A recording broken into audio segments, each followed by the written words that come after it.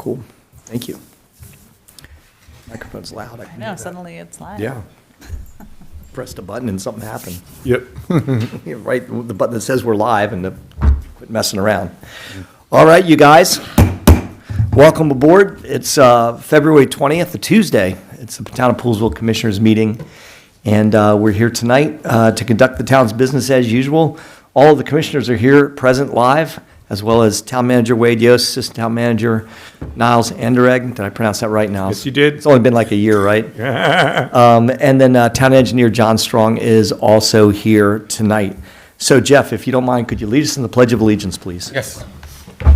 I pledge allegiance to the flag of the United States of America and to the republic for which it stands, one nation, under God, indivisible, with liberty and justice for all. Thank you, Jim. Thank you, sir. Excellent stuff. Thank you for that. Who wants to go first on commissioner announcements and committee reports tonight? I will. Very good, sir. And I would like to recognize Mr. Jason Woodman. He's in the audience right there. I happened to bump into the Woodmans recently, and they informed me of the following. Mr. and Mrs. Woodman are pleased to announce that their son Jason has won the 2024 Glenn A. and Melinda Adams Eagle Scout Service Project of the Year Award from the National Capital Area Council for his half-acre pollinator habitat here in Poolesville. This is a very prestigious scouting award. The council, that's the National Capital Area Council, is made up of scouts in Maryland, D.C., District of Columbia, Virginia, the U.S. Virgin Islands, and the U.S. citizens abroad in North and South America. Jason's project will now compete against scouts in Territory Number 12, which is made up of 15 councils. If he were to win the territory, his project would compete nationally. In his congratulations letter, it said, the project planning, coordination, effort, and leadership Jason showed, and the impact of the project truly made his the most outstanding Eagle project of the year. Mr. and Mrs. Woodman are thankful to the entire town for their support. Mr. and Mrs. Woodman thank the town commissioners for their support, the Sustainable Poolesville Committee, Bernie Mim of Fine Arts Landscaping, and of course, Preston King. They also thank all 60 people who showed up in the pouring rain to dig holes in the mud. Jason will receive his award later this spring, and Wade has a little video to show. Yep, we have it on the TV. On the TVs here, so I'll play this.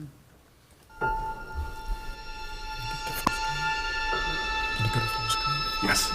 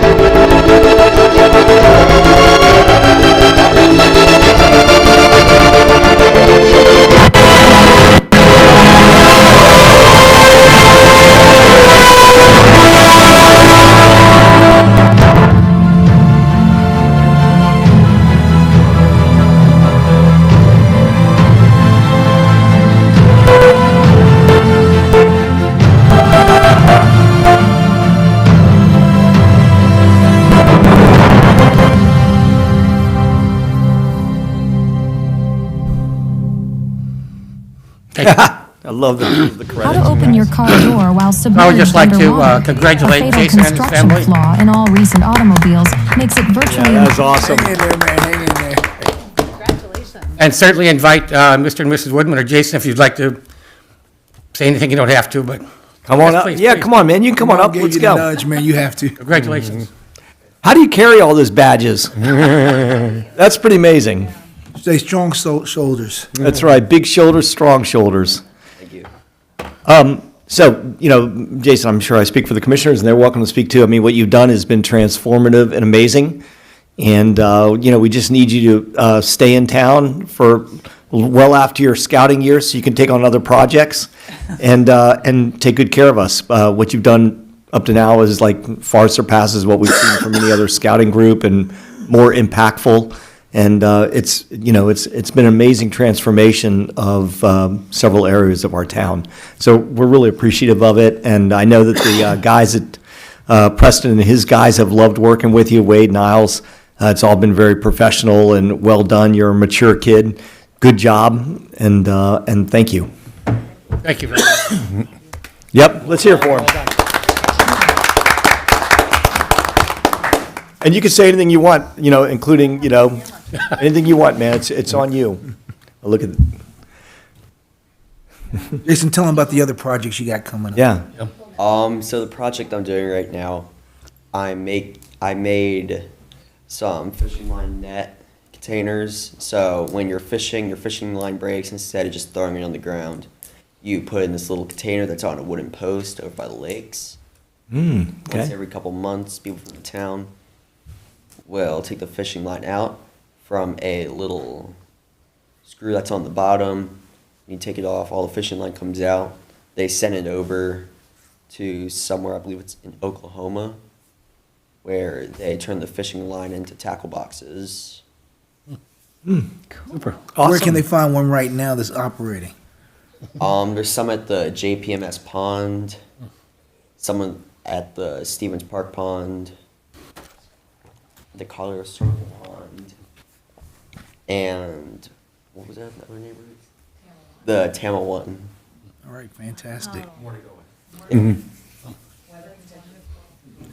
I'm just impressed you know the name of most of the ponds. I know, me too. Good job. I'm like writing notes. I'm gonna give him some more accolades because Give it. while we just watched the video of what he did with the pollinator, he also was competing for another award that's only a handful of people will ever get. And so he actually is doing 3 projects that all combined as one. So there's also, what is it, the duck, right? The wooden, Or the wood duck boxes, yeah. right? The duck box, and there's one more, I believe, The tree dropping. the tree I dropping. already did the tree dropping. So he has these 3 different things that he's working. And so when I got the pleasure of meeting him when he first said, "Hey, can I come to one of the Sustainable Poolesville meetings?" And so now he's been a regular participant coming in, pitching some of his ideas. And you can see that if looking at what he just got awarded for is great work, just watch out because you'll see the next few things that he just mentioned. So congratulations, keep up the good work. And more importantly, is that your leadership sets the example for other scouts who are following in your footsteps. So I really appreciate it. As a scout parent, I really appreciate the work that you're doing. Thank you. All right, take care. And listen, I just want to tell you that I know that I don't want to get your dad all teary-eyed on me, but your granddad would be very proud of what you've done. And it's you've done some good work, kid. So way to go. Keep up the good work. Thank you. Yep. Thank you, thank you. All right, guys. I had a few more. Yeah, so I wasn't going to cut you off. It's still you, Jeff. Okay, thanks. So the second announcement, the Upper Montgomery County Volunteer Fire Department is hosting a fried beef and fried oyster dinner on Saturday, February the 25th, from noon until 5. Poolesville seniors are hosting a Heart and Soul Gala on Saturday, February the 24th at 6:30 at the Pavilion at St. Mary's Church in Barnesville. The Upper Montgomery County Volunteer Fire Station hosted 2 CPR classes on February the 10th and again on February the 17th. Both classes were well attended. Congratulations to Poolesville's newest CPR and AED certified residents. The Poolesville Area Chamber of Commerce hosted a ribbon cutting for the new Top Fitness next to the M&T Bank. Welcome to Top Fitness as the newest member of the Poolesville fitness community. The Poolesville Seniors Club is hosting line dancing with Ashley Kelch on February the 23rd at 7 p.m. at the Poolesville Presbyterian Church's Spear Hall. The Poolesville Seniors Club is also offering tax aid at the Maggie Nightingale Library. If you need help with your 23 Maryland or federal income tax return, contact tax aid. For several years, knowledgeable volunteers have been assisting primarily low-income and senior citizens with preparing their federal and Maryland state tax returns. The PES, the Poolesville Elementary School Read Across America Guest Reader Day is approaching on Friday, March the 8th. 30-minute time slots are available from 9:30 a.m. until 3 p.m. Contact Nancy Smith, speed reading specialist, at Nancy_D_Smith@mcpsmd.org. That's it, thank you. Thanks, Jeff. Can you find out if they'll actually cut a check for you at the tax thing? Do they actually write checks too, or? I do not. Oh, you already knew that, damn. All right, thank you for that, sir. Martin, next up. So the Planning Commission met last Wednesday, and there's a whole bunch of stuff on that agenda, so bear with me here. Well, first an announcement. Jim and I attended the ribbon cutting at Top Gym was it last Saturday? Saturday before last. 2 Saturdays, yeah. And that was actually very well attended. One of the most well attended events, ribbon cuttings I've been to. So that was fun. So for the Planning Commission meeting, which was 2/14, a very romantic Valentine's Day for the 5 of us, we discussed the town was good enough to give gift cards to the members of the Planning Commission for the work they did on the master plan, the comprehensive plan. Jim had a message that I read on behalf of the commissioners. Wade gave his thanks. Niles, I thanked the Planning Commission. And to that end, the Planning Commission set a public hearing for the comprehensive plan, which will be March 13th. We talked about the Fish Pool PIA and the Bricken PIA, which we're going to get into tonight, so I won't steal that thunder. We discussed our 2024 goals. There's a whole bunch of things on that we're going to work on for 2024, but the big ones are going to be starting with looking at the zoning, especially in the art and historic district. Amanda Likeleader has said that when her term is up, she's going to be leaving the Planning Commission, so we're going to need to advertise that and try to get someone to fill it. The big shoes to fill. She was really a huge part of that and a great member of that board, in my opinion. And then we discussed the cannabis ordinance, which Jay gave us a suggested ordinance, and the Planning Commission made a couple small changes to it and recommended it to this board, which will take it up, I guess, at the next meeting, not this meeting.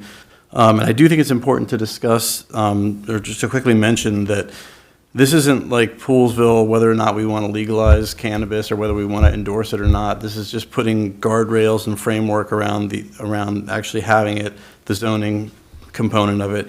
The state has legalized it. We can't say no. They can't. You can't open a cannabis dispensary here.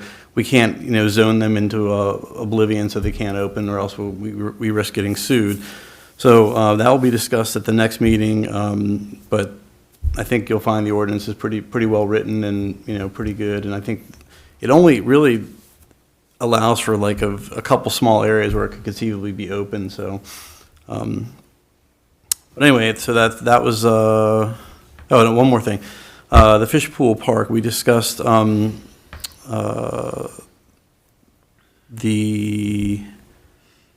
a couple parks going in next door.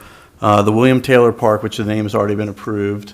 And he, you all know who William Taylor is. Great history with the town. I think he's a relative of Skip Etheridge's.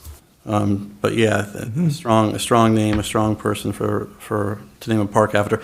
And then the Willard's Green was proposed for the west side of the property, and the Planning Commission unanimously voted to approve that to this board for approval. And back to the cannabis dispensary, that was a unanimous recommendation as well. That's all I've got. May I ask a question? Sure, yeah, go for it. About, oh, pardon me, about the cannabis dispensary, and I had a conversation with Wade today, and maybe we'll talk about it again next month or more in depth. But if it's possible to see, like visually see a map, because it has to be a certain distance away from a school, a religious facility, a park, and it has to be in the central business district. If I am reading this right, I might be reading it wrong. I just like to see, like Martin, there's only little pockets of where that can be. And I just kind of want to visualize where, you know, on a map sort of thing, where those little pockets are. Okay, I'll definitely take care of that. Okay, thanks. I mean, that's something you could send to him offline, Yes, exactly what we're gonna do. because that's not something we really need to discuss, because we can't say, you know, you can't do it, you know, we can't really be more strict than the state. Well, and I have another question which doesn't really have an answer yet. It's just as hypothetical in the future. And maybe this is the wrong time to bring it up. But let's just say, and I'll just make up a fictitious location. Over there, somewhere near Liberty gas station. Well, there's a church across the street. What if a dispensary was put near where Jim's office is? And then later on, the year later, there was decided to put a park, you know, where that empty bank facility is. I'm just making something up. Would the dispensary then have to go away? No, because it's gonna be established and permitted by the town under those guidelines. If it was to vacate the premises at some other point for over 6 months, then it would not be able to be reestablished by that person or another person under the same type of business. All right. I'll probably have like 1,000 more questions, and I'll bring them next month. You can talk to me offline, just give me a call anytime, too. Well, I will probably have to do that, because one thing I learned today, and again, I don't want to belabor the topic at all, but I had already had discussions with several people, I don't know, just because I was curious about different things, and, you know, there are medical needs for medical marijuana, and this isn't that, which I was surprised, because like I say, I talked with Wade today, and this isn't that. This is, as Wade put it, recreational cannabis, so, because I was thinking that maybe, you know, folks who have some medical need, well, this would be a good thing, but that isn't the purpose, so, okay. I'll make a list and bring it to you next month. Okay. Martin, thanks for the presentation. So Wade, just a quick question for you on the, is that going to require a public hearing on this? Is the adoption of that ordinance going to be a public hearing situation? Yes, we will have to. And is it the planning commission that sets that public hearing, or is it through the commissioners? No, they do the approval process, bring it back to you. You guys will take a look at it and set a public hearing at the next meeting. Understood. Thank you. You probably told me that last month, but it's been a month, even 2 weeks. So, Hey, Jim, I didn't do yeah. my Thank you. Parks report yet. Yeah, I can go back to it. I was wondering if you were going to get there. Well, oh, okay. No worries. So anyways, there is the Parks report of February, the meeting was held on the February 7th. I was vacationing in Cape Coral, so I didn't really attend. Anyway, the agenda included pickleball, well, when does it not include pickleball? Trails Working Group, skate park security, stop sign policy, recommendations on fish pool park names. Fish pool is a development over here. Discussion of adding a pollinator patch. See, this has already inspired several other areas at Stearns Court. And we also had citizens comment. There was a gentleman regarding pickleball, to add pickleball courts at Elgin Park during fiscal year, and correct me if I'm wrong at any moment there, Niles, during fiscal year 28-ish, and redo the courts at Stevens Park because it has, the surface has cracks. There was also a discussion of the Trails Working Group. Assistant Town Manager reminded the Parks Board that if 4 or more members of the Parks Board also wanted to serve on the Trails Working Group, then the meetings of the Trails Working Group must be an open meeting to not violate the open meeting regulation. The Parks Board members felt that having 3 Parks Board members on the Trails Working Group would be sufficient. The Trails Working Group would report to the Parks Board. The Trails Working Group would consist of no more than 3 members of the Parks Board, plus a member from the Planning Commission, so we have to ask you for a volunteer. And possibly also members of the public.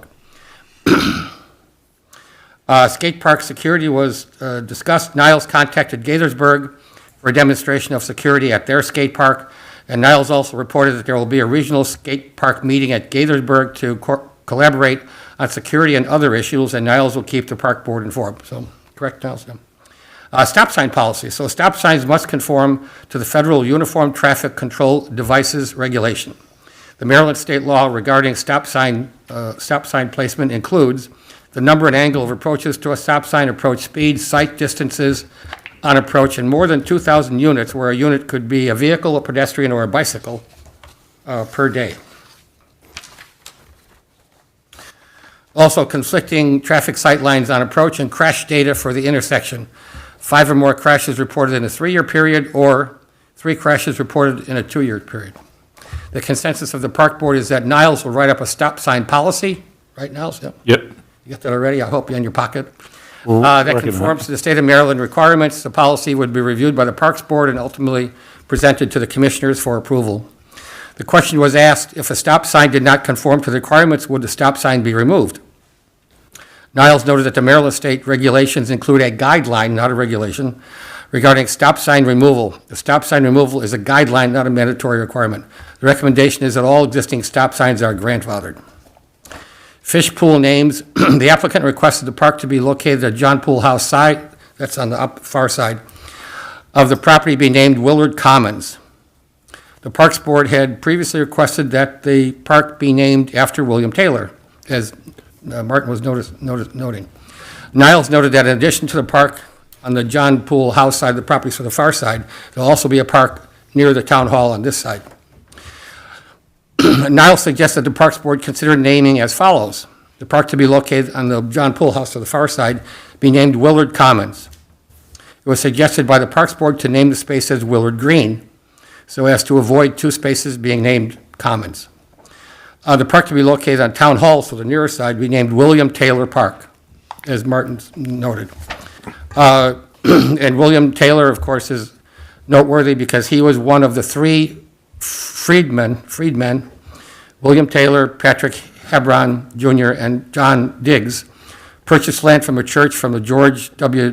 Dawson, a white former slave owner, for the sum of $25. The founders made a small down payment and continued to pay until the debt was settled. The deed dedicated the land for a church, a school, or as a burial site for people of African descent. The Parks Board agreed with the motion to submit the names of Willard Green and William Taylor Park, right? Correct. Thank you.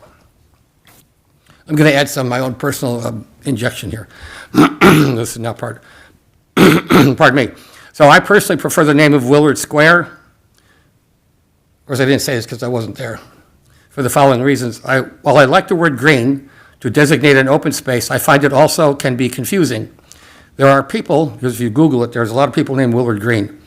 I believe this will cause confusion with people asking, who is Willard Green? So naming open spaces using the word square, I find to be less confusing because it's an everyday occurrence to name an open space within a town as a square. Okay, Next point, pollinator patch. Niles clarified the process of designating a space as a pollinator patch. The Parks Board would identify a spot for a pollinator patch. The public would be invited to provide input. The Parks Board would consider and resolve any public issues, concerns. Parks Board would then recommend to the Commissioners approval for a pollinator patch. If approved by the Commissioners, then the final design will be completed by the town manager and staff. Preston will develop a list of potential sites for future pollinator patches. Last point, Preston's report, snowstorm. We made it through the first snowstorm in 3 years. In general, everything went well. The new truck was used to spread salt. The new salt spreader is electric. Tama Park, the damaged fence was removed. Helmos, the new restroom, new basketball backboard, the softball fields were improved. Elgin Park, the parking lot lights are far enough away from the homes to avoid complaints from pickleball players playing in the evening with the lights on. The spring program is underway. The bollards at Stevens Park, those are the things that prevent cars from crashing into stuff. At Stevens Park will be replaced and possibly the Bodmer Tot lot with new bollards. Preston purchased 90 6x6x10 new wooden posts for $40 per post. Completed the heating structure for the PFAS filters. Everything worked well with the recent cold weather. The electric information sign, which is currently out of service, will be relocated and rewired. The area where the sign is currently located will become a turn lane. Possibly the electric sign may be replaced with a newer, more capable sign to even better communicate with the residents. Preston made a shout out to Bernie Mim of Fine Earth Landscaping. Fine Earth Landscaping pruned and mulched and improved the landscaping around the town hall at no cost to the town. Thank you, Bernie and Fine Earth Landscaping. The next Parks Board meeting will be March 6, 2024. Love you. All right, Jeff, thank you. That was good, actually. Took a bunch of notes there. Good stuff. Appreciate that update across the board. Anybody have any questions for Jeff? Nope. All right, Sarah, you're next up. Okay, I don't have any announcements. I'll dive right into our committee report. Last month, or earlier this month in February, Fair Access worked with WUMCO, Poolesville Seniors, a number of high school students, and Link as a representative of the Fair Access Committee to submit testimonies in writing as well as presenting them in person to the county council for our community center. And then next month, March 4th, the Parks, Housing, and Planning Committee, which is chaired by Andrew Friedson, will be considering the community center funding during a committee meeting. The Fair Access Committee has sent community center briefing papers to all of the committee members. We've also sent a sort of briefing to all of you commissioners, so you should have seen that as well. And we are working with Foundry to create a video of clips of those testimonies, as well as just additional footage in support of the community center that we will be submitting or circulating to all of our council members as well. We had a really successful email campaign. We would encourage community members to continue. This funding is not secure, so please, please, please continue to send those emails in. They make a difference when our council members receive them. We hear back from them saying, wow, we've heard from so many of your community members. We can tell this is really important, especially when people include personal stories of some kind of way in which it might impact them personally. To have a community center here in Poolesville can make that even more powerful. So we will continue to, we'll sponsor another muster email campaign when we get into late April, early May, when the council takes up the capital improvement project or CIP budget. So I think, one more thing. We have a few openings on the Fair Access Committee, and we've asked for applications. We've got quite a number, maybe like 7. I think we have 2 spots to fill. Is that correct? We will be discussing those applications sometime between now and our next meeting in March. So maybe the window could be open for like another week or so. So still accepting applications for the next week. That's it. Great, thank you. Any questions? Ed, you're up. Sure, all right. Nothing new with Sustainable Poolesville since the last time I reported. The next meeting is on the 28th, and no announcements. Wow, okay. Nice job, Al. All right, so on my announcements, it's really just to talk quick brief about a bunch of the meetings that we've had and that we're going to have. Thank you, my friend. I'm going to try and work in order. So on February 6th, Link and I met at 7 a.m. with Principal Carruthers over at Poolesville High School and got a nice review of the status right now, including the fact that most people know that they're actually moving into the new part of the school over spring break, and spring break's been extended a little bit so that the kids will have a chance to go through orientation. You know, they'll be walking into essentially a brand new building in many places. So very exciting times. Principal Carruthers is back in full time here at Poolesville. He was, they've got a shortage of principals. Ed, why aren't you a principal? You don't. Okay. I don't know.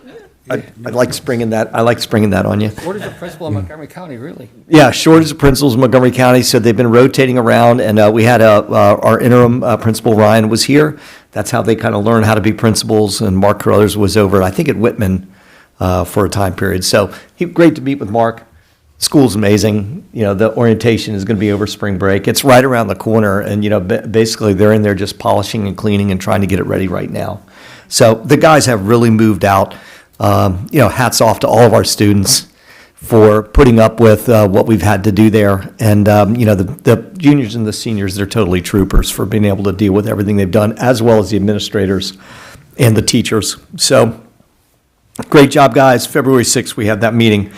February 8th, Link and I met up with some county officials and also one of the shopping center developer style people. I mean, they're commercial sales people to talk about our commercial market in Poolesville and what we can do from a business development standpoint. We really kicked around a bunch of different ideas. Good little meeting to have with somebody that actually has the power to install tenants and bring people to Poolesville, all the way from just plugging somebody into like where the Oriental Gourmet used to be to repurposing the BB&T bank position and really working with letting them know, that not only are we eager for people to come in and do things, but we have these landlord relationships that we can hopefully use to promote, bring people in. And again, Top Gym is one of those where the landlord, essentially Gary Dobbs, bent over backwards to be able to get Top Gym installed here. It's that same can-do spirit. We conveyed that to the developer, and it's one of the big developers in the entire region. We're not talking about building buildings. We're talking about installing tenants and filling in our commercial space. So good meeting on that one.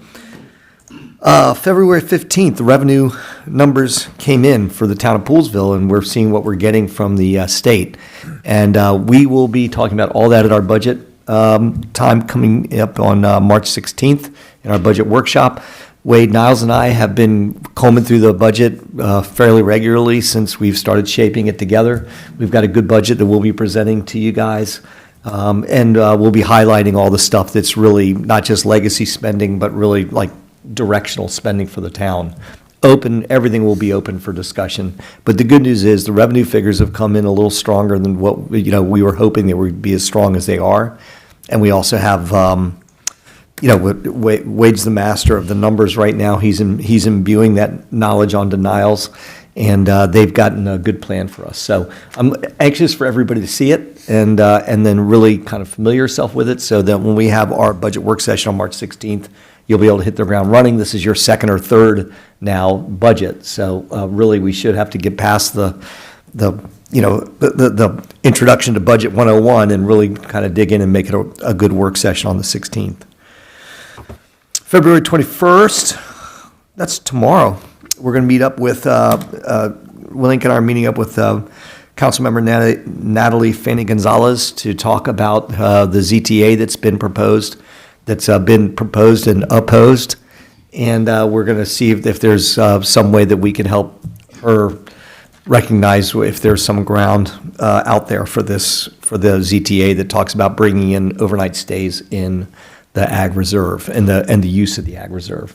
So that'll be a good discussion. Looking forward to see where that ends up going. Can I make a quick comment on Sure, that? of course. Well, it was at the Poolesville Area Chamber of Commerce meeting, annual, and our representative Marilyn Balcom was there. She was there. She was, and I don't want to get this, I don't want to misrepresent this, but she was not in favor of that, largely because, and I don't want to say it's because of the content, I don't want to say it was because the way it was proposed was she was unaware of it, and this is her area. So Right. maybe I think we should get a read back from our representative, Councilmember Marilyn Balcom. Yeah.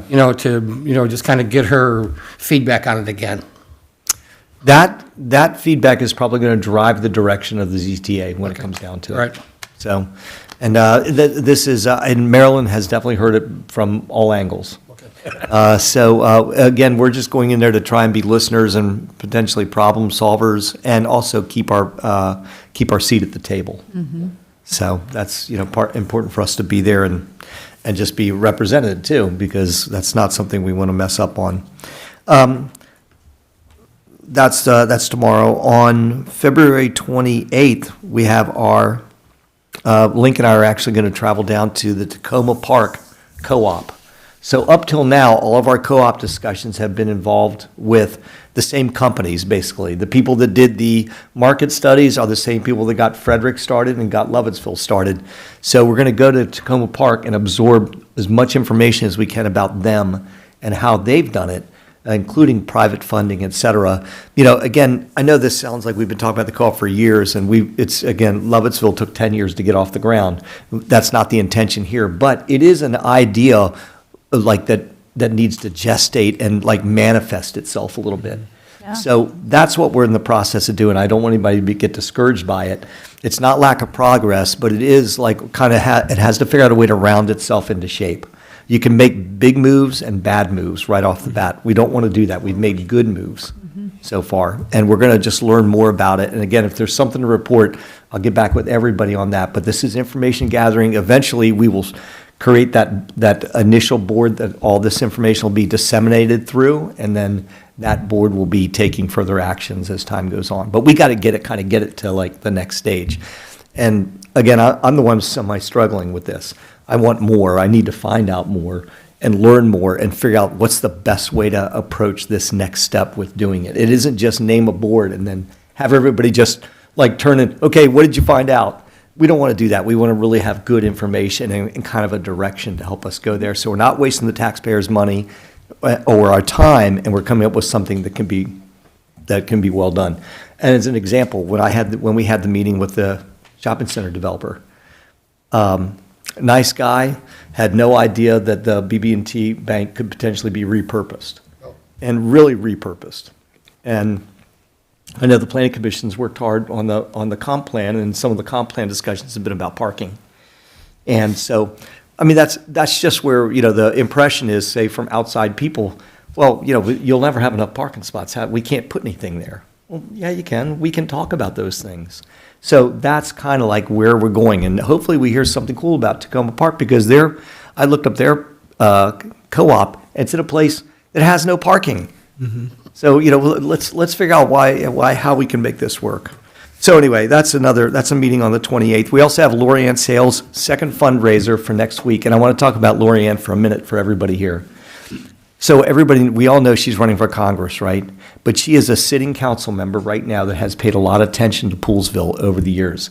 We have to make sure we secure the votes of the people that are on that council right now, as we all know, to get this, to get our community center, our recreation center advanced. So even if people aren't necessarily in favor of Lorianne serving in Congress for us, and she's being out fundraised 10-1 by somebody who's got a lot of money, it's still important that we have to support her and show up for her, because she is one of those votes that we absolutely are counting on, and we truly appreciate how much attention she's paid to Poolesville over the years. So She's not really our district, she's what I call a floater. yeah, she's at large. Yep. Large, yeah. So that means she is. She does represent us, but. Yeah. Yes. Good point there, Link. Yeah, so we like her for that reason, and she has been exceptional from an at-large position. So again, we'll let you know, but if all the commissioners can make it, that would be great. I'll be putting the word out on Facebook with another big post about date and time. What day is that? The 28th. 28th. 5:30. Yep, at Locals. Maybe we'll have something good to talk about the co-op when we all meet there.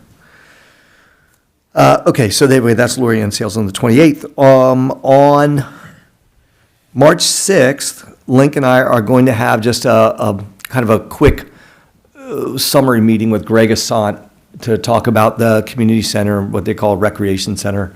And we will have information that we can, again, disseminate to the group once we have that meeting. It's more like a staff level meeting right there. So that's on March 6th. Greg Assant meeting us at noon. March 13th, the Poolesville is hosting the Canal Town meeting for that group. And so I can urge you, all you guys, it's lunchtime. It's March 13th. I'll be saying a few words, and John Woltz, who has been amazing representative for us in terms of canal towns and the Sino Canal and the park services down there, he'll be playing a role in that meeting as well. I think it's noon. In Town Hall here? Yes, I will go ahead and I'll send that around, but it's a month away, basically. But it is Canal Town time. And then I said, last but not least, all the commissioners are going to be meeting on March 16th. We'll have the budget already circulated to everybody at that point. You'll have a chance to familiarize yourself with it. And Wade, I know you're probably going to mention this during the during your wrap-up, but give us again what's going to happen with the comp plan, because this is, I know it has to be distributed and made public here at like any second. Yes, tomorrow we're going to make it public. Okay, you can talk about that more in your town. I just want to make sure, because Martin already gave his planning commission report, and then we can all chime in a little bit on that at that point. That's all I have. Anybody have any questions? All right, good. Sorry to run on so long there. All right, we'll move on to public comment. Thanks, guys. Hey, take care. Thank you. Yeah, appreciate it. Good seeing you. It's like, go home and get some sleep, kid. He's doing everything. He's working hard. He's working hard. So we have one person signed up. Jerry is signed up to give public comment. Jerry, come on up.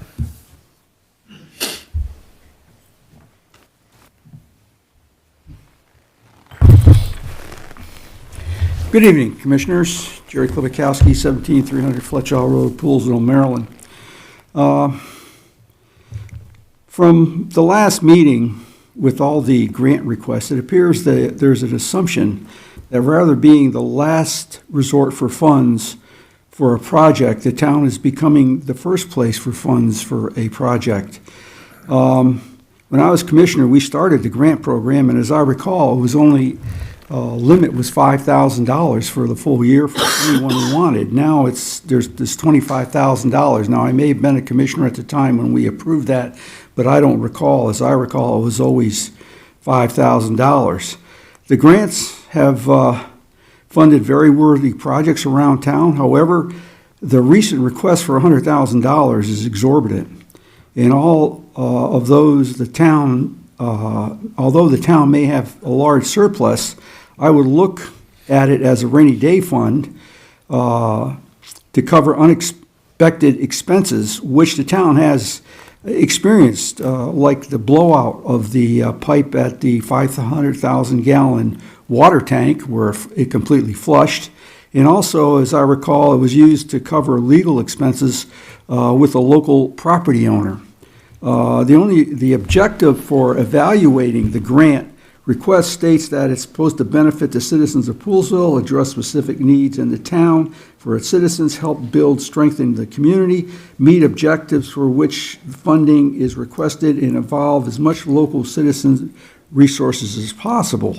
The recent grant request lists many of the reasons which Wayland Commons was created for and could be used for. The required with respect to what's upcoming in the town infrastructure requirements, like the upgrades to our well filtration systems, how many wells will have to go on, I'm not sure, but at least one or two, if not more. In the future, EPA or MDE can come out with more requirements. And so it'd be prudent to husband these funds for future usage, especially when citizens will end up, with respect to the wells filtration systems and any other upgrades to the wells, will be paying for that in their water and sewer bills. If an organization requires money for its operation or maintenance, why could they not create a GoFundMe page which citizens could make charitable contributions to help meet their financial requirements? And that's my spiel, because I noticed that you have a discussion coming up on the last agenda item is the grants. So bottom line is, it's not your money, it's the taxpayers' money. And how you dispense it reflects on the town, and there's a lot of need out there, and there's a lot of worthy causes out there. However, it's not your money.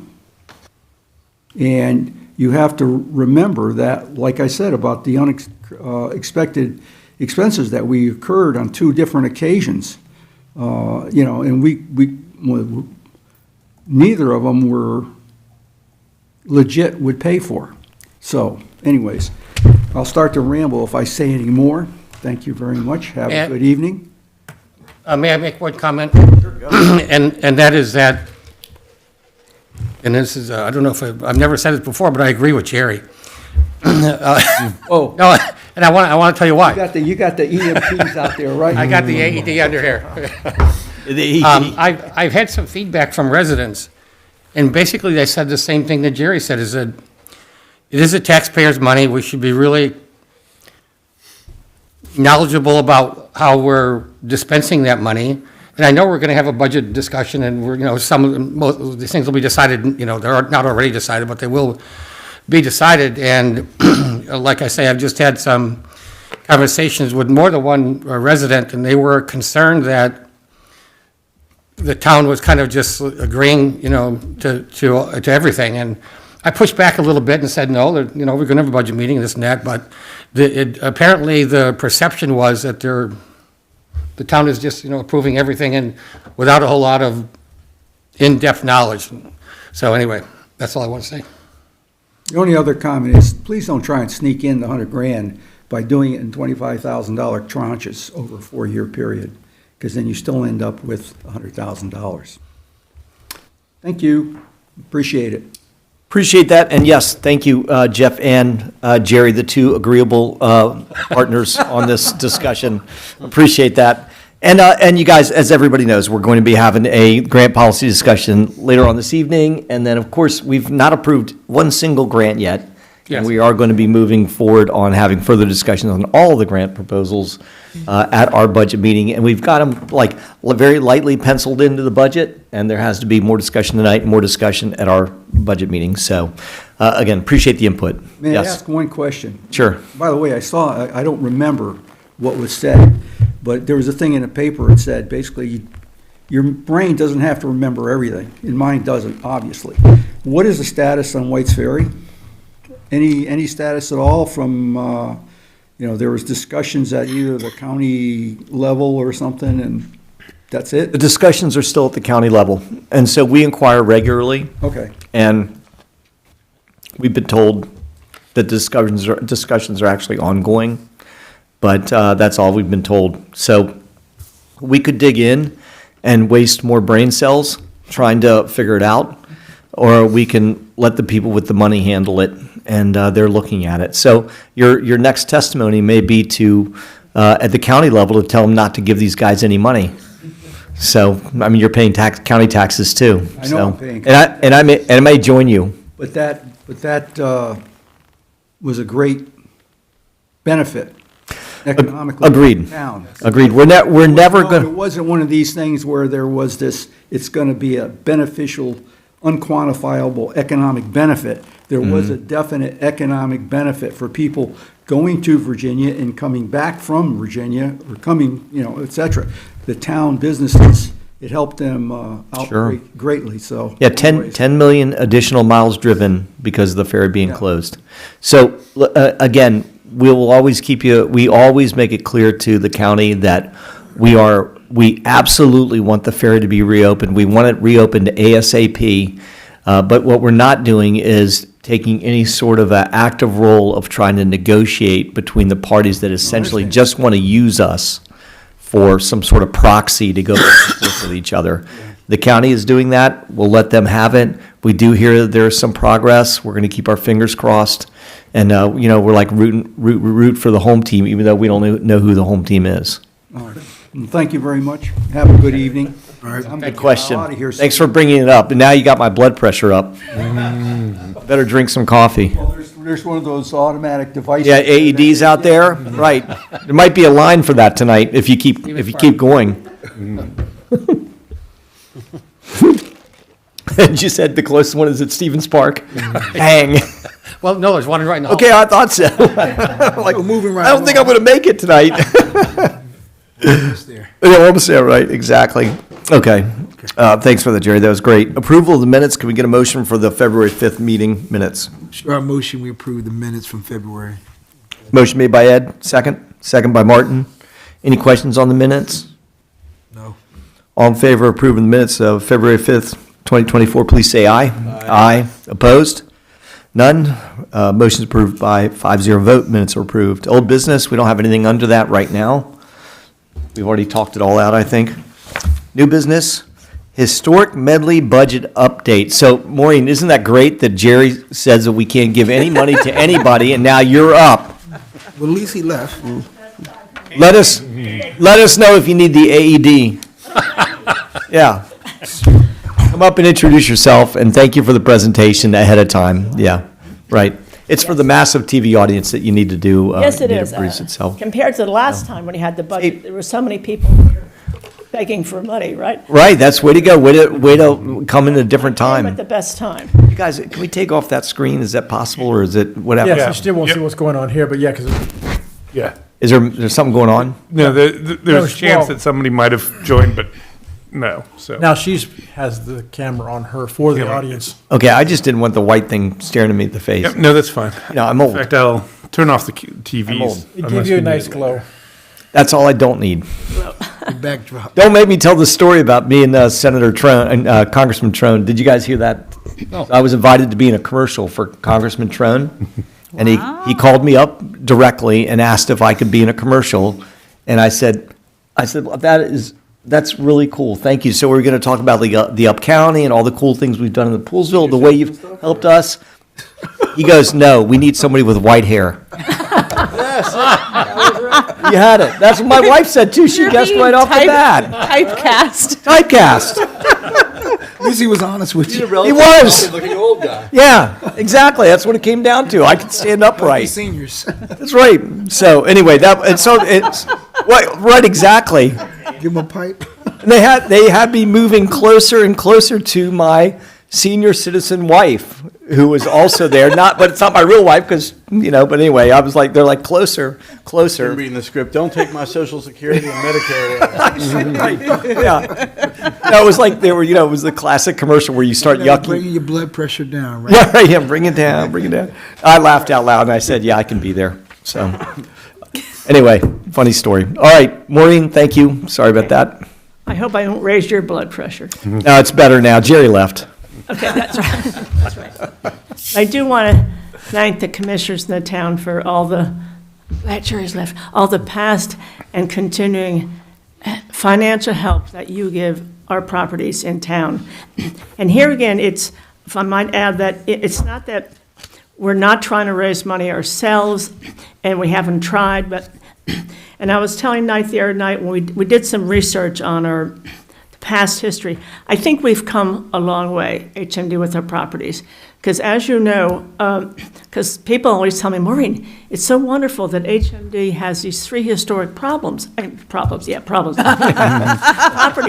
I said, it's like an albatross around your neck, because if you own them, you got to pay for them. I mean, you have to maintain them.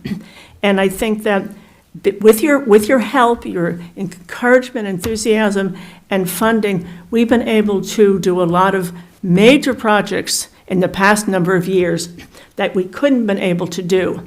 But I think, in my mind, the bottom line is that, you're not doing it just for us, just to, they need some help, etc. But I think that our properties in town, and even the Seneca Schoolhouse, even Stratton Park, it really contributes to the historical picture of Poolesville. And I know you're trying to do that, and with the streetscape, all these new developments, getting new businesses here. And I think that HMD is trying to do our part the best we can to help you promote this new, not new, but encourage what it looks like in Poolesville. And I was amazed at how many people have come up to me or emailed me. People didn't even know and say, Maureen, you're with HMD, aren't you? And I said, yes. And I want to tell you how much we love what you've been doing here. And one person said to me, I love what you've done to the outside. And I feel like saying, we haven't done anything yet, but that's, haven't done anything yet. But like for the cookie, Christmas thing, and you guys do a fabulous job with that, lighting the things. Mm-hmm. And Jim, you stopped by at the end of that. Somebody had to clean up the cookies. Yes. Somebody had to clean up the cookies. Thank you. Yes. It was good. But we had, every year, I keep saying, look at my clock, and the bus keeps coming, dropping more kids off. This year, we had the most kids ever, and the parents come too. And the kids decorated or ate over 700 cookies. Oh, that's amazing. And so good. At one point in the end, we ran out of icing. So I'm walking around, and we have these little things of sprinkles, and I see the kids pouring them down their throat. I said, Mrs. O'Connell, the sprinkles are great by themselves. So, a lot of people hadn't been in the town hall recently, and we had all the lights on. It showed all the work, Great. the painting we had done, and, because now I list here, this is stuff that the money from FY '24 did. The interior painting and repairs, and before we did any of that, Mike Carrick and I, he's our contractor here, I wanted to make sure that the roof was in good stead. There's no use painting inside if they're gonna have it all. So they went up on the roof, and I always get concerned when his roofer, Ed, I think he's 68 years old, and he climbs up, because Mike Carrick's afraid of heights. So he patched a lot of the holes up there. And then, Jim, I think you saw the vault, how nice the vault is. The vault is amazing. Thank you. We I was redid all telling the that. guys today about how great the vault was. The vault looks, we're gonna have, different displays in there. Were you able to restore the artwork on the vault door? That was restored a number of years ago. Oh, no, I haven't seen it. Yeah, it was all scrubbed down, and we did that, yeah. Did you figure out a way that people wouldn't get locked in? Yes, we did. That makes me feel better.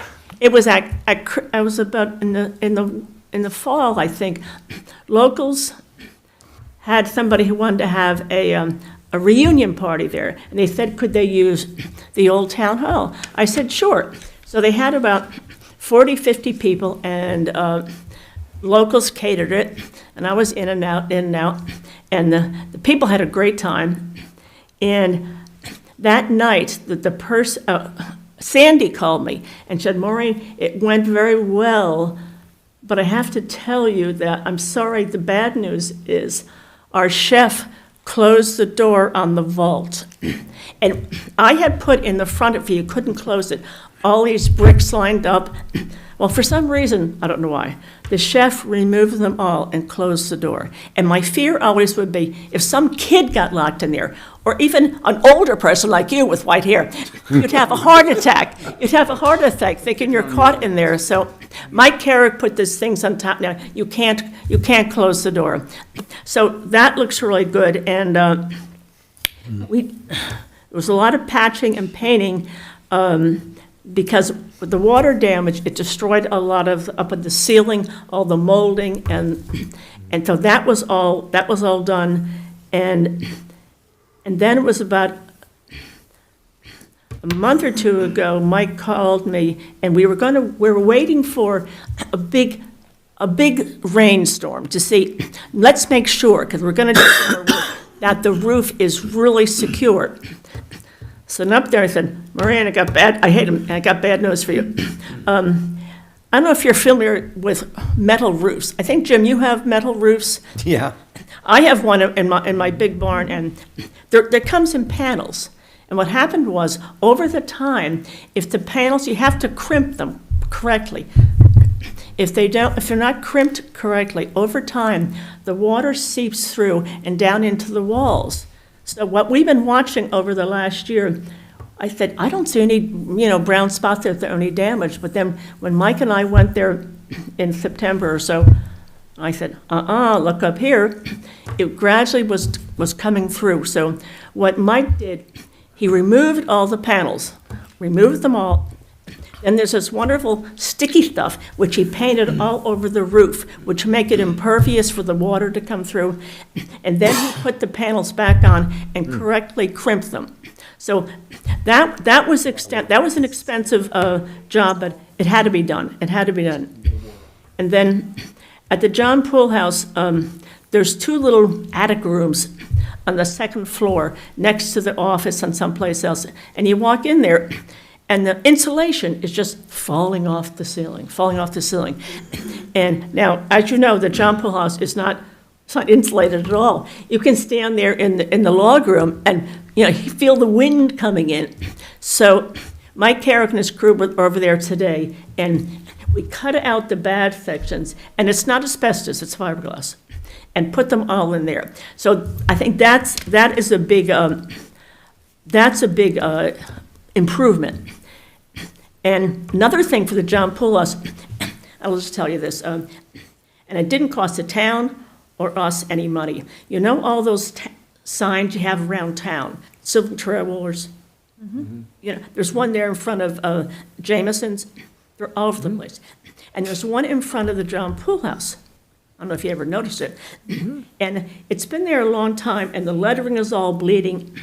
And a lot of my board members said, Maureen, I think we should just ask them to remove it. And then I was talking to Dara Rogers, and she know, Maureen, that's not your sign. You can't touch it. It's owned by Civil Trail Wars. And they don't know when it was put in or whatever.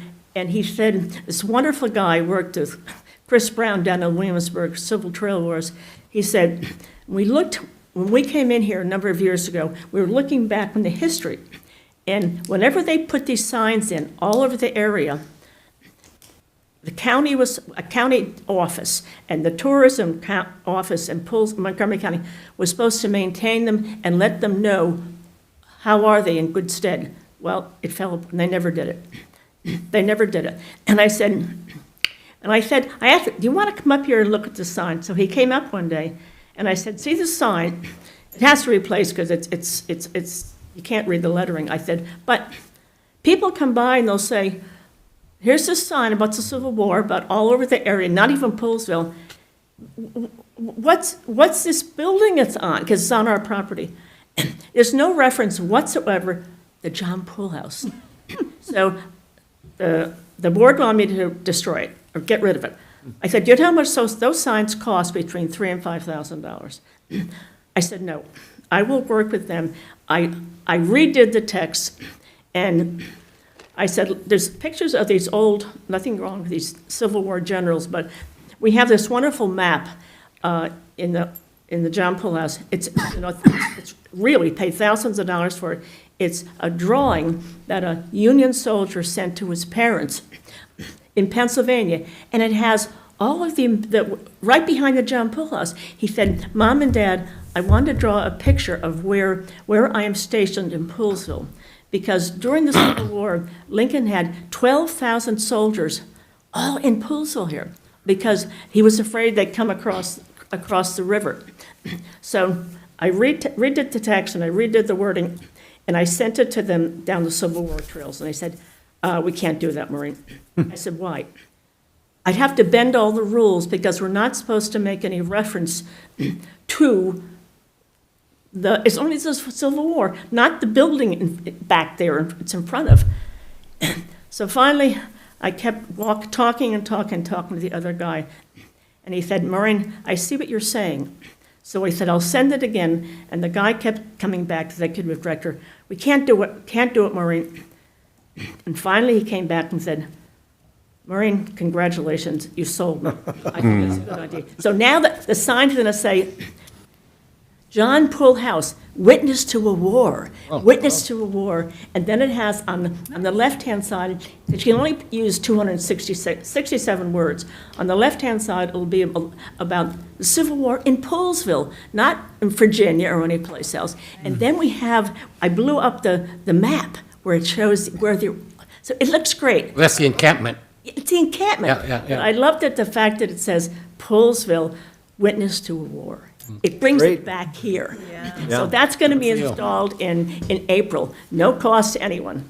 Wow. Good Congratulations. job. Thank you.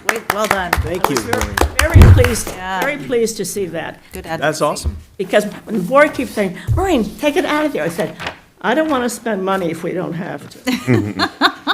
If they want to pay for it, let them pay for it. So I've been sending the bills to Niles, and he's been reimbursing us, and we terribly appreciate that.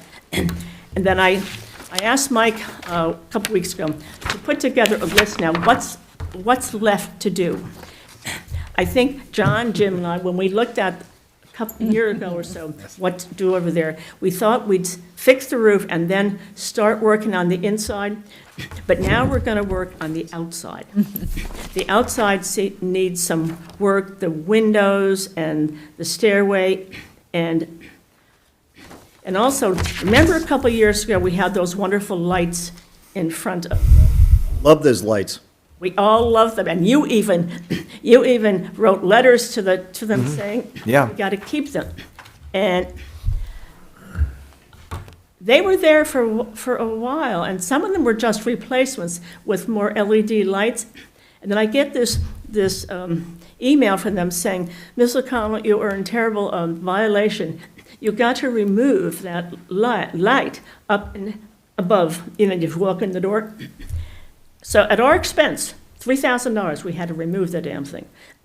So now we keep thinking, well, let's see if we can get some more lights, and I'm going to say they're replacing with more efficient lights. And also, we have a flag there. And I didn't know, but if you leave it up at night and it's not illuminated, you're in violation. It has to have a light on. Yeah. So I'm going to stick that in there. Now, don't tell Maryland Historical Trust, but I asked the electrician, can we hide? Can we hide the The light? actual light, right. Illuminate Poolesville. And unless they come back at nighttime, hopefully we'll hide it well enough they won't know it's there. Isn't that how we got caught last time, though? I don't know how we got caught. They come around, and without even telling you, they're coming around. And that's how we got caught, so. Let's find that light, have them put in a light switch, too. So they just click. Well, there is a light switch, well, we did inside. So, now that we're doing, and let's see, blah, blah, blah. The other stuff is, that there's a shed, a garden shed in the back of the John Poole House. And there's discussion of whether or not, is it a garden shed, which Ed Stock, he was the one who designed it, or is it a smokehouse? Because it's interesting, when I was over at Knight Kiplinger's a while ago, he has the exact same building on his place. And he thinks it's a smokehouse. So Mike Carrick did a wonderful job redoing it, because ours is all falling apart too. And it's interesting, if you go inside of it, it has the most beautiful laid brick floor. So that's what we think, probably it is a smokehouse.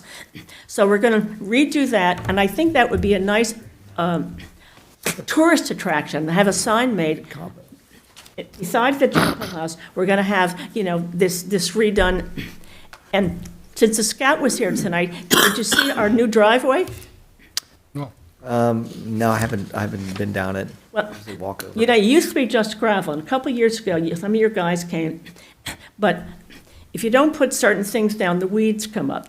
So Jack Welsh is Jeff Welsh's son, and he was getting his Eagle Scout project. So we said, Maureen, I was looking at your driveway, and it really is a mess. It's all full of weeds. I said, that's right. And he said, he was talking to Bernie Mim, and there's something called mill something or other, that they use them all down at the Smithsonian, at all the parks in DC. It looks like pea gravel. It's that beige, yellowy things. And I said, well, that's going to be pretty expensive. He said, maybe about $3,000. And the scout is supposed to raise the money himself. I give this kid so much credit. He designed it, worked with Bernie Mim, and also he raised the money from his family and relatives. Wow. So he's going to have, they have a little ceremony, and he asked me a few weeks ago, Maureen, it's usually at the school or church, but I want to have it here at the John Poole House. I think that would be great, right? He did a fantastic job in that, doing that. So here again, I think that I am seeing, and I won't keep rambling on, I'm seeing much more input from the community, the more things that we do, and also I was telling you all that this is going to be our 50th anniversary of the founding of HMD, 75 years. So I've been talking to Jim Clifford over Ballycliff. So put it on your calendar, it's May 9. We're going to have a fundraising dinner over there. And Jim Clifford's been great as far. We're working on, I'm going to meet with him tomorrow, the pricing and getting sponsors. But here again, we're going to invite a lot of our sponsors and people in the town. And I think, here again, I think the more recognition, the more of a profile we do for HMD, the more people are willing to support us and come to our events. And we're also going to try to have, now that our buildings are in better shape, we're going to try to have open on the weekends more for tour, for, people come to locals or whatever. So that'll be good. So I think the whole package, forget you, Jerry, it's put, I think it's the money you've given us, and we're trying to also do fundraising. It's gone a long way to improve the historical aspects of the town. That's all I gotta say. So thank you again. I really appreciate it. And we had our photo contest, and at first we didn't think night we'd have enough people who were gonna give photos in. So it was like 3 or 4. I thought, oh, this isn't good, because we had it 10 years ago, and we must have had about 60 or 70 entries. So this year, Knight said, well, when we had 4, you get some pictures, I'll get my pictures. So between Knight's and my pictures, we had 30, but then we ended up with 35 judged ones. And Martin was there, and Hillary Shapiro. Was that just yesterday? Mm-hmm. Yep. So Knight and I were hanging them all today. We're going to have an open house, a ceremony, recognize everybody on March 9th. We're going to invite, we have it in the afternoon, it'll be great lighting.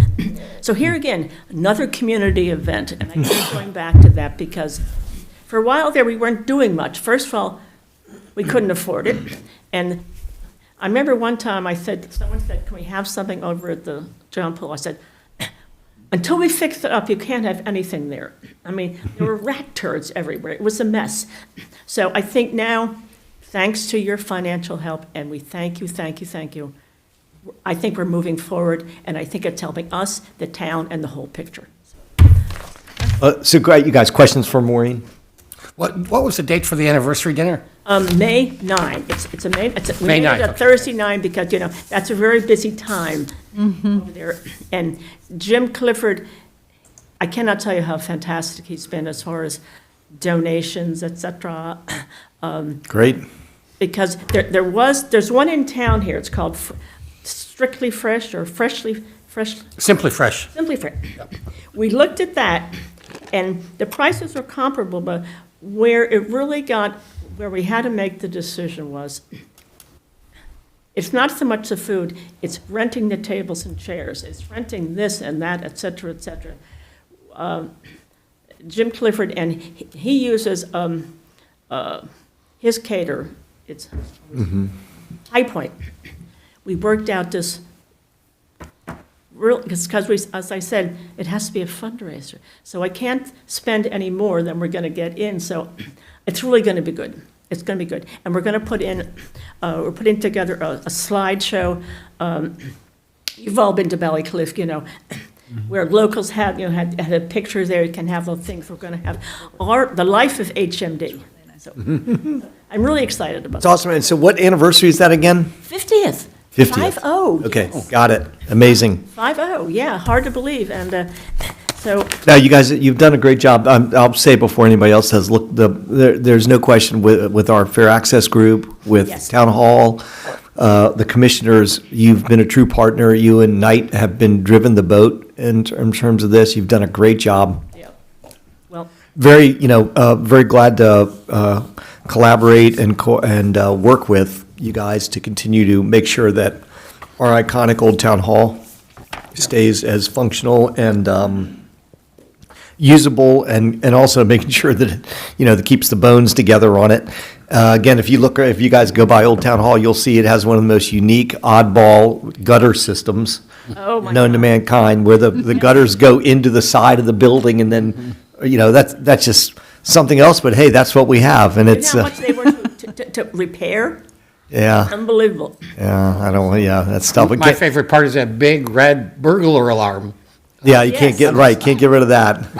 Can't get rid of that. And they're going to have their challenges because the bars on the window and changing the windows with the bars on the window, we've all kind of like round tabled that one, and that's we'll let you figure that one out. I think we figured it out. Getting someone with skinny hands to go in there between the bars. Right. And do that. Okay. We're working on it. Good. I trust you guys have a plan. It's So gonna be- well, thank you. Appreciate the presentation. Thank Thank you very much. Yep. Very good. Thank you, Maureen. All right. Wade, we're going to tee up. You're just you and Niles and John and whoever else is going to be talking about this next part. The Willard Fish Pool Public Improvement Agreement. Give us some background. Okay, Tell us we what's have two happening. public improvement agreements before us today. First one will be the Willard one. These are agreements that basically outline in detail the exact requirements of the preliminary plan that have been approved. Both these agreements have been before the Planning Commission and have been approved, and then they go to you guys because you actually enter into the agreement. Wait, what's fishbowl? What does that refer to? Fishpool will be the Willard project next door. Oh, it's called fish, okay. Right now it is, I'm not for sure what the official name's gonna be.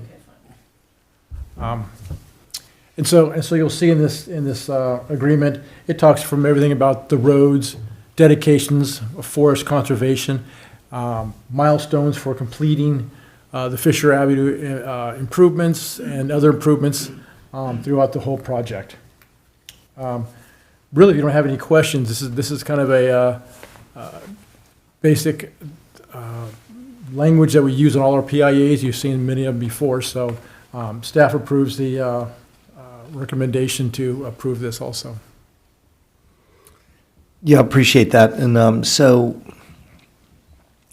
first of all, Link, thanks for pushing it out there on Facebook, talking about this today. So Link's got a nice little read on this on Facebook if you guys want to see it, or whoever the general public is listening up on this. Again, been created through agreement with the town. And also through the Planning Commission, do we have anything else that we're missing here? Or I've read it a couple times. I don't see anything that needs to. No, it's been vetted through the attorney, Planning Commission. Like I said, this is a basic tool we have, and it's specific to everything that has been agreed over the 2-year period it takes to get the preliminary plan approved, which just kind of captures everything into a binding agreement. And this is really in case we know they're going to sell the property to a developer, and so this carries over to the developer, and then we know this is always part of the sale process also, that everybody knows what they're getting into. Understood. So, and since considering this is under new business, this is going to be something that we're going to consider for tonight and then vote on at the next? Or is this a vote on the next needs to be taken care of, or where are we? Typically, this will just be taken care of. Okay, got it.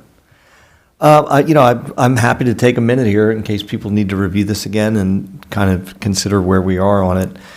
The language is very similar to everything else that we've had. It looks like it covers all the bases that the town needs it to cover. And I'm happy to take a minute if everybody wants to review still one more time. And I know we have a second one right behind it. Yeah, the full thought is this is just a narrative of what's been approved already. Right. I see it includes the sidewalk along Fisher Avenue. Is that Yeah. correct? Yes. That's part of, when you fall into the things that people are going to see, feel, and touch, that's what you're hitting on right there. And it clearly references the preliminary plan over and over throughout this whole document. Yeah, I noticed that also. Yeah. Just so there's no ambiguity with anything.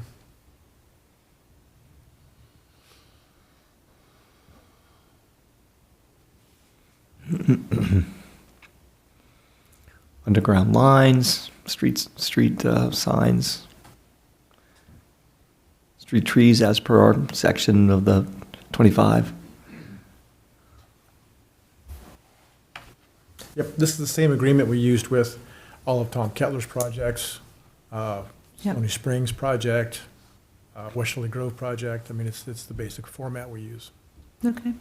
So I'll have commentary on the Bricken public improvement agreement, but which is kind of triggered by when you read the language in this, but we'll get to that. The rest of this looks great. I'm in favor of moving forward. If you guys are ready to have a vote on that, that's I can take a motion on it. Yeah, I don't have any questions. I mean, it's still kind of new to me, and I guess I trust your much more experience in determining whether or not it's solid and good to go, so. So wait, do you see the motion to be for the public improvement agreement for the Willard project? Okay, I make a motion, we approve the public improvement agreement for the Willard project as Second. written.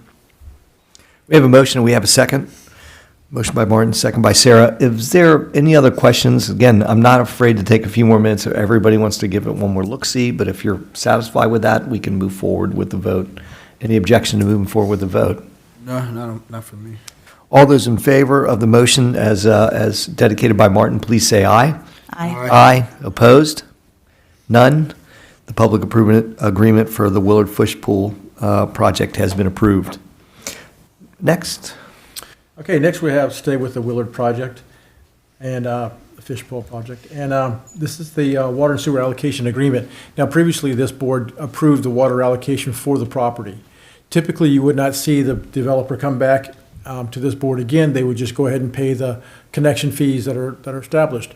Part of the provisions of the allocation plan allow for larger developments to go ahead and put 50% down and then have a bond and pay the rest of the balance off as they pull building permits. So this is in compliance with the approved plan from 2015. This is just the first time we've used it. And so what it does outline is they will have to put 50% down, and the current fee is $13,634 per unit. They're going to have 60 actual units that will be established, so they'll have to pay half of that down, and the rest will be collected with the bond. The connection fee does increase by 1.7% on each July 1st, and the developer knows about that. So there's actually 62 units, but there's 2 water and sewer allocation taps on the property right now, one for the where the studio is, the karate studio, and then one for the home here that will both be demolished. So he'll get 2 credits for that. So the historic home stays, the sort of Correct. smaller home closer to the road, and the studio are both being demolished. Correct. Got it. Was this formerly called the connection fee? This is formerly called a connection fee. And we did reduce it, right? Because I remember they came and had a presentation regarding If full-scale house and a smaller. If they were to maintain all of the units below 2,000 square foot, they would have been eligible for a lower rate. However, it looks like that's not going to be done, so they're not applying for that. They will be paying the full rate. Say that again? So these aren't going to be They're smaller looking at starter about homes or affordable housing? 22, probably to 24. 'Cause I thought the documentation was between 1,200 and 2,000. If we were going to give them eligible credit, you're right. Yes, that's correct. So that's. They did not a- meet that threshold. So they had to wait, pay wait, the full so price. They changed their mind? Well, The market changed their mind. The Yeah. developers, just the ability to do it. they couldn't get the county to lower the impact fee, what Jim told me, Jim Clover told me, and because of that, they had to pass that cost along, which is a little frustrating because, you know, we spent all this time and like, you know, we say, you know, we have these little charming houses in mind, and they say, well, you know, we couldn't get what we wanted, but I feel like they maybe should have known that beforehand, that they might not get what they wanted. And then, you know, so then they upped the size by like, you know, they're still relatively small homes, but the increase in size was significant. Yeah. But 10%. as Wade pointed out when we talked about it a while back, they still are within the, you know, the distance between homes and all that stuff, so, I guess it's still reasonable. How does that square footage compare to like our existing townhomes, like the new townhomes that were built? Those about 2,000 square foot, those are. Okay, so this will be So just a couple slightly hundred larger, feet more. yes. close. Okay. To think a typical unadded on to Westerly or Westmont house. Okay. So Wade, I just have a question. On number 3, developer will receive 1, and then it says parentheses 2, allocation credit. What do we mean there? That means that I just missed a typo. Okay, sorry about that. So we're Well, going what to, happened Or it's a wa- so what happened one-time was- to allocate. Yeah. We wrote this on Thursday, and then Jim called me and said, oh, we have that extra house in front, we're gonna demolish, I need the credit for that. I said, oh, so I changed one and put it in, and then Friday afternoon, he calls me, he's like, we have that other studio, the other house too. It's like, okay, so 2 went in, but I didn't change the word. Well, good thing you have drafts in the watermark. There you go. That's right, right? Right? that's right. That's, All right, There's a we reason will for it to say acknowledge draft. that Good catch, change. you read it. See, that, I put that in there on purpose to see who. that's right. That's, you know, I miss the big picture, but I get the little ones all the time. So the White House in front is going to be taken away? Not the big one, the small one, there's a, Oh, yes, okay, all right. And the 13,634 is the current unit. current, that's per for unit fee. 1,200 to 2,000 square foot? No. It's just our single house, Oh, What even if everybody, it's what up, everybody Detached pays house. for a single unit. oh, even if it's up to 2,200 square feet? Yes. right? Oh, all right. We have 2. One is for townhomes attached, and one is for detached. And the detached, we tried to give them a break on it, but they couldn't make it work. So that's Well, we it. did give them a break, didn't we? We did? We offered it and. It was they- contingent. Right. Yeah, Yeah, yeah. yeah, thank you for that. All right. I've heard that word in real estate before. Thank you. So do we want to make a motion to approve this draft with do you want us to make that change, Wade, on number 3? What do you want Yes. what do you want to read? It'll say just the word two. We're Yeah, replace the one. Right, okay, Just so as amended. right, got it. So basically, we're agreeing to this letter from, oops, sorry. Here. I make a motion, we approve the Poolesville Water and Sewer Allocation Agreement for the Willard project as written, with one exception change for number 3 to read, developer will receive 2 allocation credits. Or existing dwellings, Yeah. and commercial structures that will be developed. Demolished. Thank you. So, yeah, we have a motion to approve the agreement as amended, and do we have a second? Second? Second from Sarah. Any other questions on this, guys? All those in favor of approval of the motion, please say aye. Aye. Opposed? Nobody? Thank you. Tom, was that a vote right when I was calling for that? Was that what that was? Got it. Okay, very good. All right, Wade, get us down to the brick and, Let's, before we leave that subject, can we talk about the naming of the small green area out in front, just so we don't have to bring it back to another agenda item? So they're requesting it to be called Willard's with an apostrophe S Green, so it doesn't sound like Willard Green. That was clarified at the planning commission meeting, and they also approved that to go forward as what the Parks Board did. So if you guys want to talk about that tonight and maybe make a motion, that we can just go ahead and get this whole project cleaned Does up. anybody want to talk about it or have an objection to it? If not, I'll make a motion. No, go I like Willard's Green. Yeah. yeah, me too. Well, yeah, my concern was when I read the thing was Willard Green, so that I found, but I think Willard's Green, possibly that's what Yep, green. I think yeah, Jim Clifford brought that up. That's clarification enough. Yeah. Okay, I make a motion, we approve the name Willard's Green for the west side of the property park on the Fishbowl property, the Willard property. That's a good one. Second? Second. Second, motion from Martin, second from Sarah. All those in favor of that approval, please say aye. Aye. Aye. Opposed? None? Motion's passed. Anything else you want to interrupt my role that I'm Do we on have right to now? talk about the William Taylor one, or no, just the Willard's Green? You guys did Already that been already. approved. Yeah, William Taylor was previously approved as a name. We had a whole so block of designate. different names that we did. Okay. Yep, good, yep, that's in good shape. Okay, very good, sir. Ready to roll on? Okay, yes, sir. Okay, Bricken Property Public Improvement Agreement. And again, this property is located at the West Willard and Westerly Avenue intersection, across from the West Willard soccer field. And again, it's gone through the whole process again with a planning commission. It has an approved preliminary plan.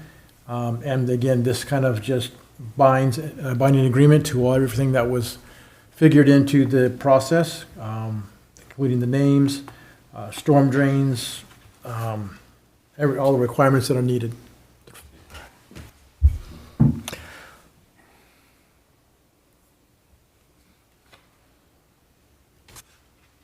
With this one here, I'll just spell it out. We do have a four-way intersection where Bodmer's going to cross West Willard, and the planning commission required a raised intersection and four-way stop at that intersection. That'll be done by the 45th building permit. And there's also a park facility that, well, it's not designed yet, but they have to go through the process, and it has to be done by the 30th building permit. So we have these milestones built into it to make sure that the improvements are made. Is Bodmer currently a dead end on the west side of West Willard? Yes. Three-way intersection, not dead end, it's a two. Okay. It stops. Because Bodmer ties into West Willard. Yeah. And that's where it stops. It's like a T. T's, yeah.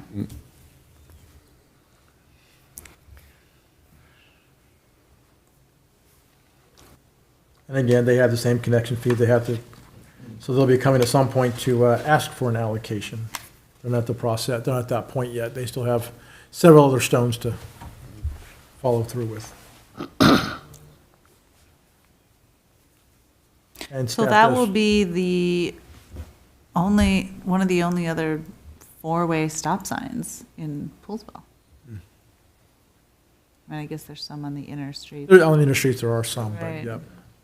But just with the slope of West Willard coming down into Yeah. town, just to, kind of slow speed down a little bit. Yeah, it's right by especially the with high kids school. crossing over, and yes, they'll have to put up signage and also, crosswalks and all kinds of identification things Okay. to bring more attention to that intersection. Okay. Ken?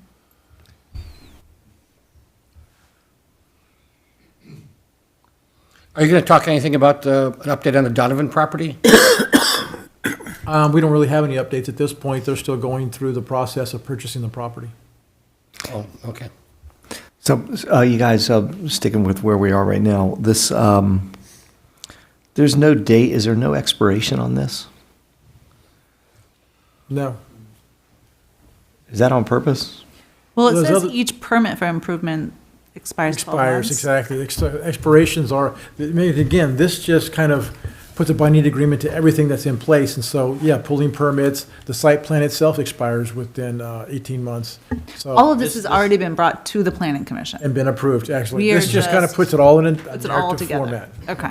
And remind me, this is all contingent on water tap approval at some point, right? Like everything's on hold, or this property's on hold at this point. So the process does that. So Right. this is just part of the process. Once a preliminary plan is approved, the developer has to go through this, and then they have to ask for water, and then they can go to record plat. So, yeah, he's got a ways to go still. Okay. So I'm just curious again, and I know we quasi talked about this earlier today. The Fishpool Public Improvement Agreement has expiration date on it? Does it? No? Okay. No. All right, as long as we're consistent, that's all I care about. One way or the other. I thought I saw something that had to do with expiration on that, too. Yeah, the PIA itself wouldn't, it's just a binding agreement, but the other things within it can. Okay. I'm good with the agreement as is. I just want to, I'm just curious about making sure that we have consistency across. And if there was a reason for, we briefly discussed this today at Town Hall about how the reason why they're pulling this is to, who knows why? Maybe maybe they have somebody that's ready to make a purchase. Maybe they're ready to reach an agreement with the developer. We don't know any of this. It's really not our business to know necessarily. I mean, we'll find out when we find out. But at the same time, they have to reach these benchmarks, I'm sure, that help establish the property value. So that's, over at, they have no allocation. So it's creating a document that will make it so that somehow this property may take a future next step. But it'll come to a grinding halt without allocation, as opposed to Fishpool, which is ready to go. Okay, guys, sorry. Thank you. I had to talk my way through that. All right, I'm good with it as it stands then. If anybody else has any questions. I'm good with it too. As a side note, it's nice to see Ruth Fisher Lane in there, like naming a road after a woman. Like, I don't think we have too many of those, and the more of those you guys can find in the Parks Board, I think is appropriate, because we have plenty of streets and parks named after men. Never met, sure. Yeah. Thanks, Martin. About how big will these houses be, given the constraints of the property size, and they're doing 65? You talking about Bricken? Yeah, Bricken. So they can be 25, 2,800 square feet easily. It's a half-acre properties. There's Okay. 63. So, yeah, They can be bigger than that. that's just like Westerly Grove, I would imagine, so. Yeah, there you go. Okay. A single family, yeah. Okay, still, you guys have more questions or comments? I mean, there's still a long way to go on that one, so we're just giving them the next step, that's all. Okay. I don't have any more questions. No, I got it. That's it? Anybody want to make a motion for it? Make a motion, we approve the Bricken Property Public Improvement Agreement as written. Motion made by Martin, second. Second. Second from Sarah. Any other questions on this? No, good discussion. All in favor of approving the motion that approves the Bricken Public Improvement Agreement, please say aye. Aye. Aye. Opposed? None? Approved 5-0. Good. Thank you for that, Town Hall, everybody else. John, were you going to be on the stand for anything tonight? Or is that going to be something during the public, during your town hall? Yes. Town manager? Okay, good. Grant policy, I mean, I'm glad to have you here. I just want to make sure we were going to do something with you. All right, grant policy procedures review. Go ahead, and then was that draft circulated to everybody else? Yes, Okay, I just making sure. I mean, I know I saw it, but, yes. And I tuned it up a little bit after that, but. yep, thank you. So, yeah, really what we wanted to do is sit down and talk about grants and a couple of years, actually, probably 2012, 13-ish, probably, we put together a policy for actually how we would issue grants because more and more people were coming forward requesting funds. And so we kind of laid it out here, and I have the actual application, and things are on the backside of this. But in my memo here, I kind of broke it down that things have evolved over time a little bit, where people come in for mini grants, you know, out of the January, July timeframe. We always put $5,000, you know, in the pot for typical grants, and then have special grants that people come in for throughout, you know, during the budget period. But really, so the two classifications, the mini and the major grants, really, for our purpose and staff's purpose, having a mini grant that someone has to come in at specific time periods, it's really no big deal. I think that we should probably just open that up at any time and then come in for up to $1,000 because the money's already in it. It's not a budget amendment, anything. It's more of an approval process. So that's just something that staff would recommend for that. On the major grants, we don't have a cap at all. And this is the first year that we've actually had someone come and ask for, you know, a big amount of money, more than what would be a penny tax increase, basically. About $135,000 is a full penny as far as, you know, our tax money's coming in. So just to put it in perspective. Some of the language, we line out criteria for who can do it. And we're really not specific about it. It says organizations, nonprofits, things like that. But in the application, the intent was to have it be a 501(c) or something like that. So that's just another discussion point we need to talk about. How do we really want to frame it where only those type of people can have it? And if you go to like Heritage Montgomery or some of those places, they're fairly strict on exactly who's going to get the money, what type of organization it's going to be. And then when you go to we had to get reimbursements. We spend our own funds, same with all the MDE grants for larger grants. We actually expend our funds, and then we seek reimbursements to make sure that we are spending the money as it's supposed to be allocated. So we don't really have a check and balance system as far as that goes, or any accountability as far as people. We just give them a check and say, okay. And we should have a discussion about that too. Maybe we can frame that up a little better. And I made some suggestions in the memo also about that.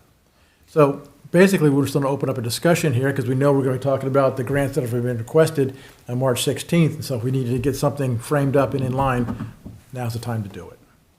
Okay. So we're looking at who should be eligible. Do we want to limit it to official 501(c)(3)s? And what accountability measures we can put in place to ensure that the funds are being spent responsibly? Yes. Or in the way and we had two examples this year, actually. One application, we gave a grant for, was supposed to build a fence. They didn't build the fence, they used for other improvements. And we didn't, you know, but no correspondence or anything came back to us until, you know, we requested the information. I said, oh, well. They expended the funds first before saying, we'd Yes. actually like Yes. to do this And instead. then one of the athletic groups too, they had some issues with, you know, that they had, what they had expended and how they expended it. And they had internal organizational problems that we don't want to get involved in. Sure. So I'm not sure that we should only limit this to 501(c)(3)s. I feel like that we could be shooting ourselves in the foot there. Those For are the really hard occasional to other get. group. But I do agree with some kind of accountability, some kind of like, you know, like we need to see that you're using the funds, like you said, you're going to use the funds. You know, that seems like it might get tricky, but I think we have to try to do it as best we can. I mean, I think it's important, you know, to know that the funds aren't being wasted or they're not being, you know, they asked for them for this reason, but they're using them for a different reason. Things like that are a big deal. So, yeah. I think requiring invoices, a copy of invoices, is very reasonable. And I do know that there's a lot of informal I mean, if you're working with a local band, you know, that you might just pay them in cash or something, and it's not, but you should have them create. It's actually It good just for needs to be an everybody. invoice. It doesn't have to be, you know, super high tech. It just needs to be a basic invoice. Yeah, I think everyone should have a good accounting system. Yes. Right? And there's checks and balances, because once again, if you're gonna ask for the money of taxpayers, then there should be a way to say, okay, the commissioners made a decision to Yeah. award this under the impression this is how the money was gonna be spent. Then we need evidence that the money was spent for what you said you were gonna spend it on. So I think it's just good checks and balances that we get copies of invoices, because there might be a balance that's left over, and you just don't want that hanging around, right? Then that balance can be returned. So there should probably be something in the language. Let's say if I applied for $1,000 grant and I say I'm going to do something for the community, but let's say I only spend $400, right? Then that 600 should be returned, and I should be able to give you an invoice of how the 400 was spent. Well, I see it. And yeah, And I think there needs to be language in the agreement that puts in place a path for an amendment if needed. Like, you know, I think if we would award a grant and something changes and they actually need to use the money for something else, but it's still within the, I don't know, I'm going to say the purpose, the general spirit of the grant, they need to like come to the commissioners again and say, I need to make the following amendments or changes to my grant, and kind Prior of get to it spending approved the money. prior to spending it. Yeah, get it approved. and there should be something in there that for, if you don't do what you said you're going to do, all right, misappropriation of the funds, then maybe you'll be banned from future grants, you know, something in there, because if we say I need to do this, but there's no penalty if I don't do what I said I'm going to do, right, then where is the teeth? in your- There's something more we can do than just banning them from future grants? I mean, is there any kind of repercussion if they misuse the funds, like flagrantly misuse them? Return the money or something?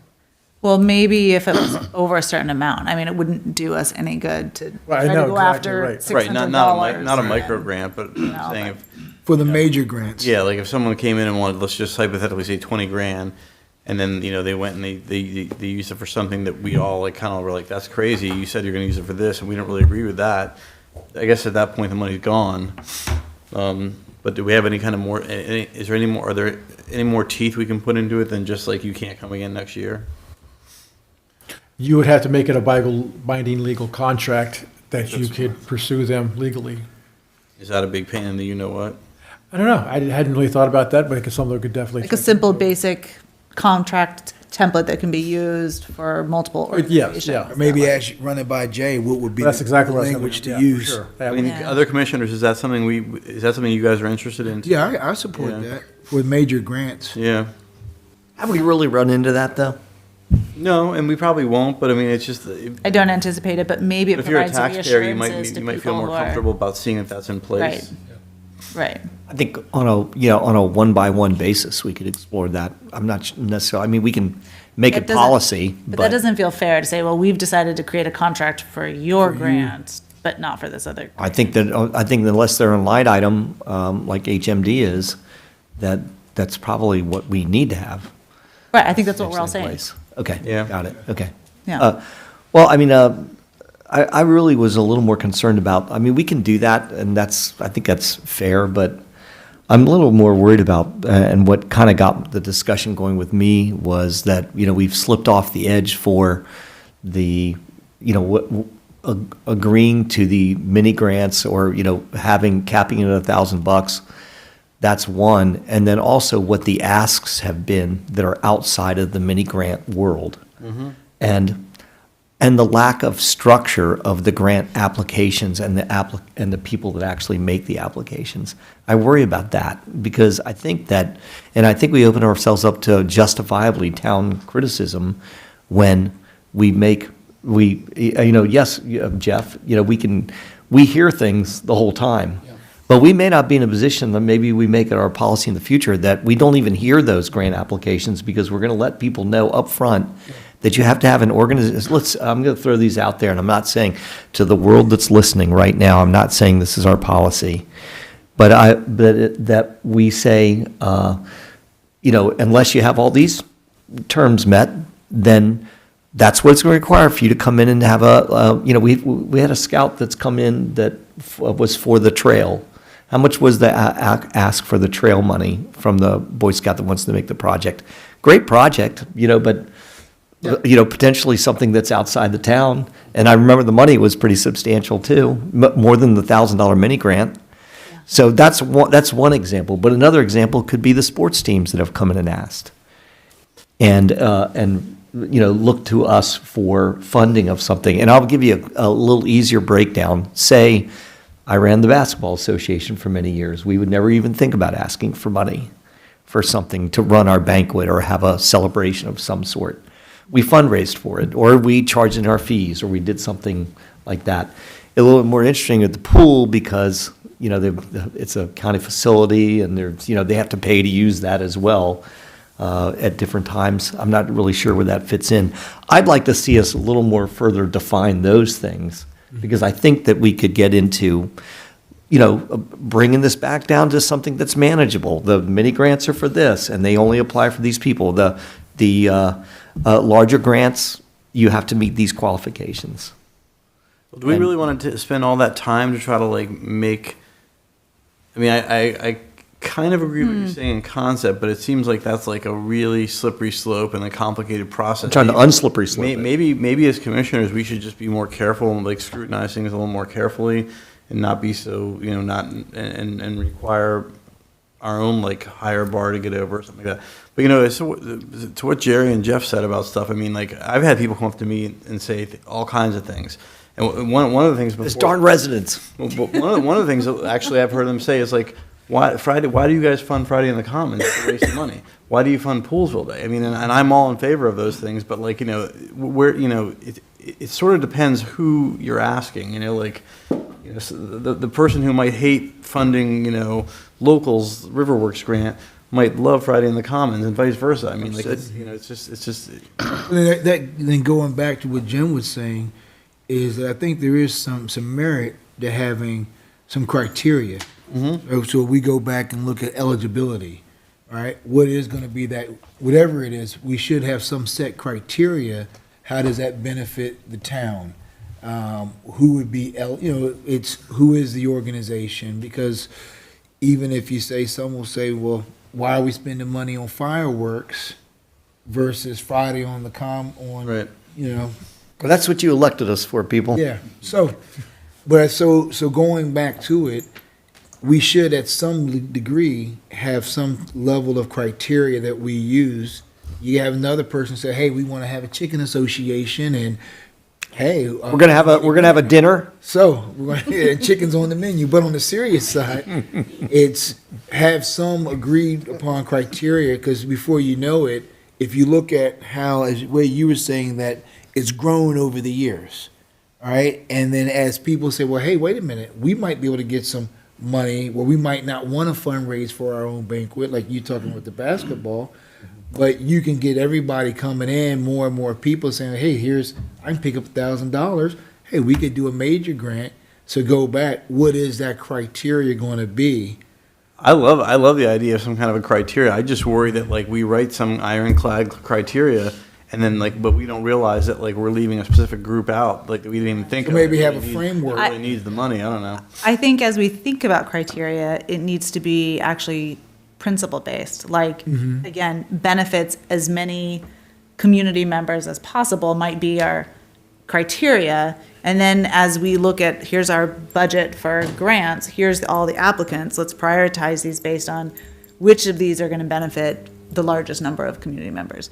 I think that is the way criteria should be used. It should be a general principle that can be year after year applied to different organizations without excluding organizations that we haven't thought of before, like you were saying, Martin. And maybe we include something that if somebody falls outside of that specific criteria, they can apply for a waiver, but we don't have to approve it, or something like that. We don't have to approve anything. We don't Right. approve any of these But I mean, grants. in That's order how it to is. just hear the grant, that's what I'm saying. We're talking about before you can even come before us to request this, you have to meet some criteria, And I'm just worried that what if, I guess if we write the criteria general enough, if the criteria is general enough, then like it probably could be all inclusive, but I just don't want us to. I kind of want to hear all the ideas. Write somebody out. Yeah, exactly. Because there might be something we've never heard before. Exactly, and that we didn't think it's about. a new. So let's start with something simple. Does it need to be something like what's written here? It's to benefit the town of Poolesville and its citizens. So you take the one that came 2 weeks ago from the Scout, over there redoing the trail that's over there near the Buddhist temple, right? So it's outside of the town limits. Right. Do people from Poolesville frequent there? So it is benefiting the citizens, but it's outside of the town.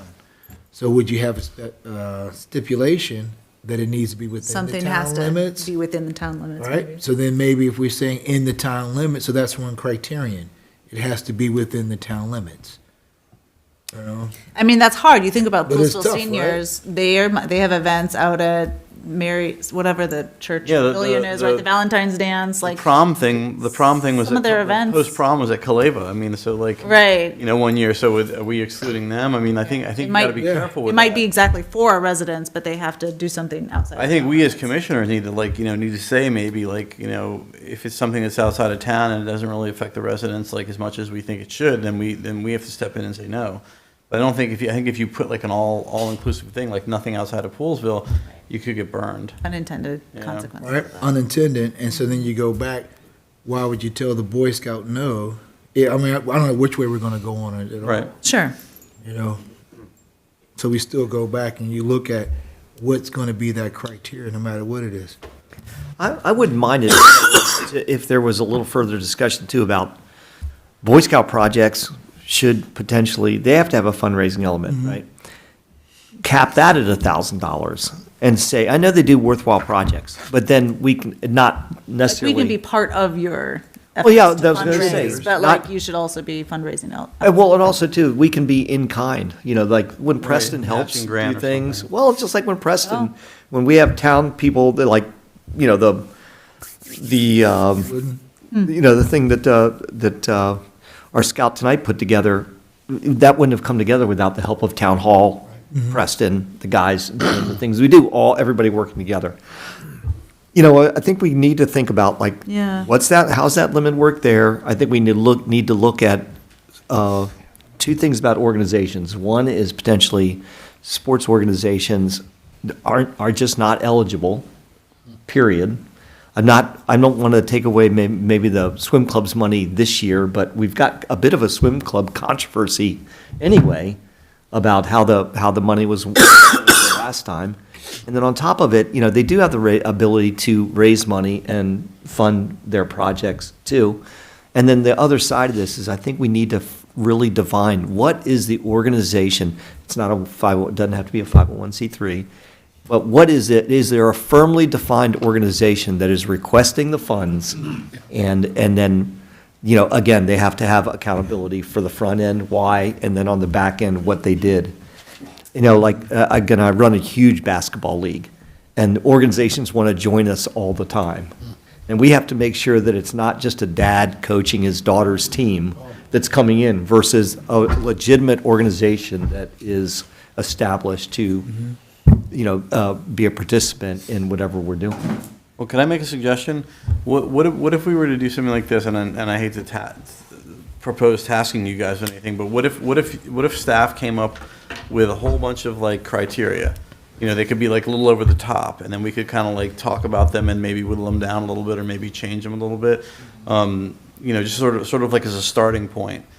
Because I don't think we're going to settle it here tonight. I mean, this could be No, a three-hour this is discussion. a starting But it's a point. good start point. Yeah. No, this is exactly what we needed. Yeah. This was perfect. So Right, if we so- say on top of what Martin's saying, I agree with Martin, but then maybe go back and look at the last couple of years. What are some of those grants that got approved? What are some of those organizations?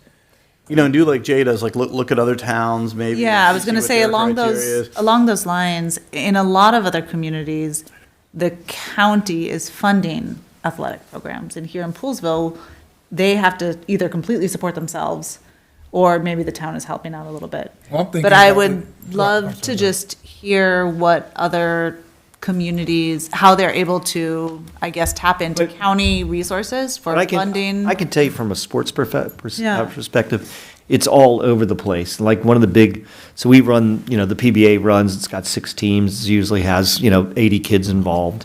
And we compete against, like, say, Walkersville, town of Walkersville. They don't pay for any gym time. Frederick County gives them the gym time. Montgomery County rips off, us to get gym What time. about baseball here? Who covers that? So they have to pay team league fees to that, but they also, when they rent our fields, what's the cost of the field rental from us? That box is just. Yeah, it's super Right, so cheap. we're already essentially funding. Yeah, it's super by, cheap. by providing the fields and. If it rains, they get a reimbursement for. In my mind, what I'm proposing is like, almost like you guys give us the phone book, like you just give us like, maybe a little over the top, and then we can sort of pick and choose and like, change a couple of things or whatever, but so we're thinking about it from every angle possible, and then just sort of come up with something from there. I The would, feedback that we got from Jerry and the feedback that I've had from residents is that it's clear we need to do something to tighten it up a bit, and, it's difficult to figure out exactly what that might be, but How I think about we the need to. cap on the major? no, so I think that, Wade, thanks for bringing it up. It's a good point, actually, because we may be talking about a 3-tiered grant system. And the 3 tiers are the minis, we'll call it mid-major, and then potentially the majors become the, something that has eligible to become a line item. Yeah, Because because just like when we- I see Riverworks, I see them trying to actually develop a partnership with the town. Rather than just like, give us this $100,000 and then we're gonna go use it. It's more of a and I think it's something that hasn't been done before, so I don't think any of us know exactly how it's gonna work, but I see them trying to create a private-public partnership. And I think that would require us thinking through. Would you be different? How could we handle this differently? Would it be a town staff member that serves on the board? Or, I don't know, like, how do we? We have some skin in the game. That's what I'm saying. I think we need to be decision-making partners in an organization like this. I don't think and you have to look any explore- further than right here. This is what we've done. We've stopped making Maureen come in with hat in hand every single year. Right, so I ask think for we what she have an does. example of some of the things, some of the ways we could work on that, but I think that's what I would like to see is the town kind of really explore this. What does a public-private partnership look like? But I think that what Jim just brought up, this is why I'm here tonight. Any bill I want paid, I give Niall an invoice, and then at the end of the year, I come, like I did tonight, here's what we used your money for. This is what, I think there's nothing wrong with asking anybody coming in for a grant to do the same. thing. Right. Oh, yeah, we agree with that. Invoices in order to pay for it, and give me a recording, what did you do with our money? Right. That's nothing wrong with that. Yeah. Wade, I would love to see you, if you guys come up with this kind of a document that I'm suggesting that we could do, put in there, like, I suggest you do the major cap at like this amount, for the line item thing, and then the mid thing, I suggest it'd be this amount, and the micro grant should be, whatever. Like, let's hear your starting point, and we can There could be slightly we can go from different there. requirements for Yeah, different levels. we can. So maybe more discussion on the major then. Do you see, is that major something that looks like a public-private partnership? We almost might need a work session. I mean, like, it seems like it's like hammering this out is going to be a lot of work. Well, so we'll have our next meeting. This will be old business. We can talk about this a little more, town hall. We'll put together a draft of something that looks like this in between now and then. Then we can use our budget work session to hit it again. Yeah. Potentially, and do that. And if you have ideas in between, and when they circulate the first go-round of it, so you've hit it, I think, is that they can present, everything on a platter, but then at the same time, like à la carte, we can have a suggested structure that will alter where we are, just to give a suggested structure starting point. Yep. That may carry us into the next discussion to get a better agreement out of it. Yeah. You okay with that? I mean, I would still like to emphasize, I don't mind the $1,000 threshold. I don't mind the, middle threshold that still brings in the accountability feature. And then we should look at, if there's legacy projects, I consider, HMD a legacy project. And, potentially Riverworks could turn into a legacy project as well. Would even something like the co-op become a legacy project down the road? Could be to a certain point, yeah. Right, to a certain extent. Yeah. Even if it's putting a little bit of skin in the game. Lord knows we'll probably need some skin in the game. We're gonna need some skin in the game potentially for the pool bubble, which is something that we've kind of incorporated into the budget too, which, is ridiculous that we would have to be a contributor there, but something has got to take us and, I'm not gonna get off on a tangent here, but jumpstart us over other projects. Right. So, but that could be something that's a legacy project too, because the county may say, listen, we need, X amount contributed for staffing every year. We have to make that decision. Because that could be a big public benefit for something that they may pay for in other places, but guess what? They don't have bubbles in other places, so we'll be breaking new ground on that one. Anyway, so are we okay with that structure then? Absolutely. Yeah. If Wade and Niles don't mind, Appreciate that'd be that. a great way to go. And I'd like to see, I want to see some sort of, out of us, some sort of definition of the organization that gets the grant.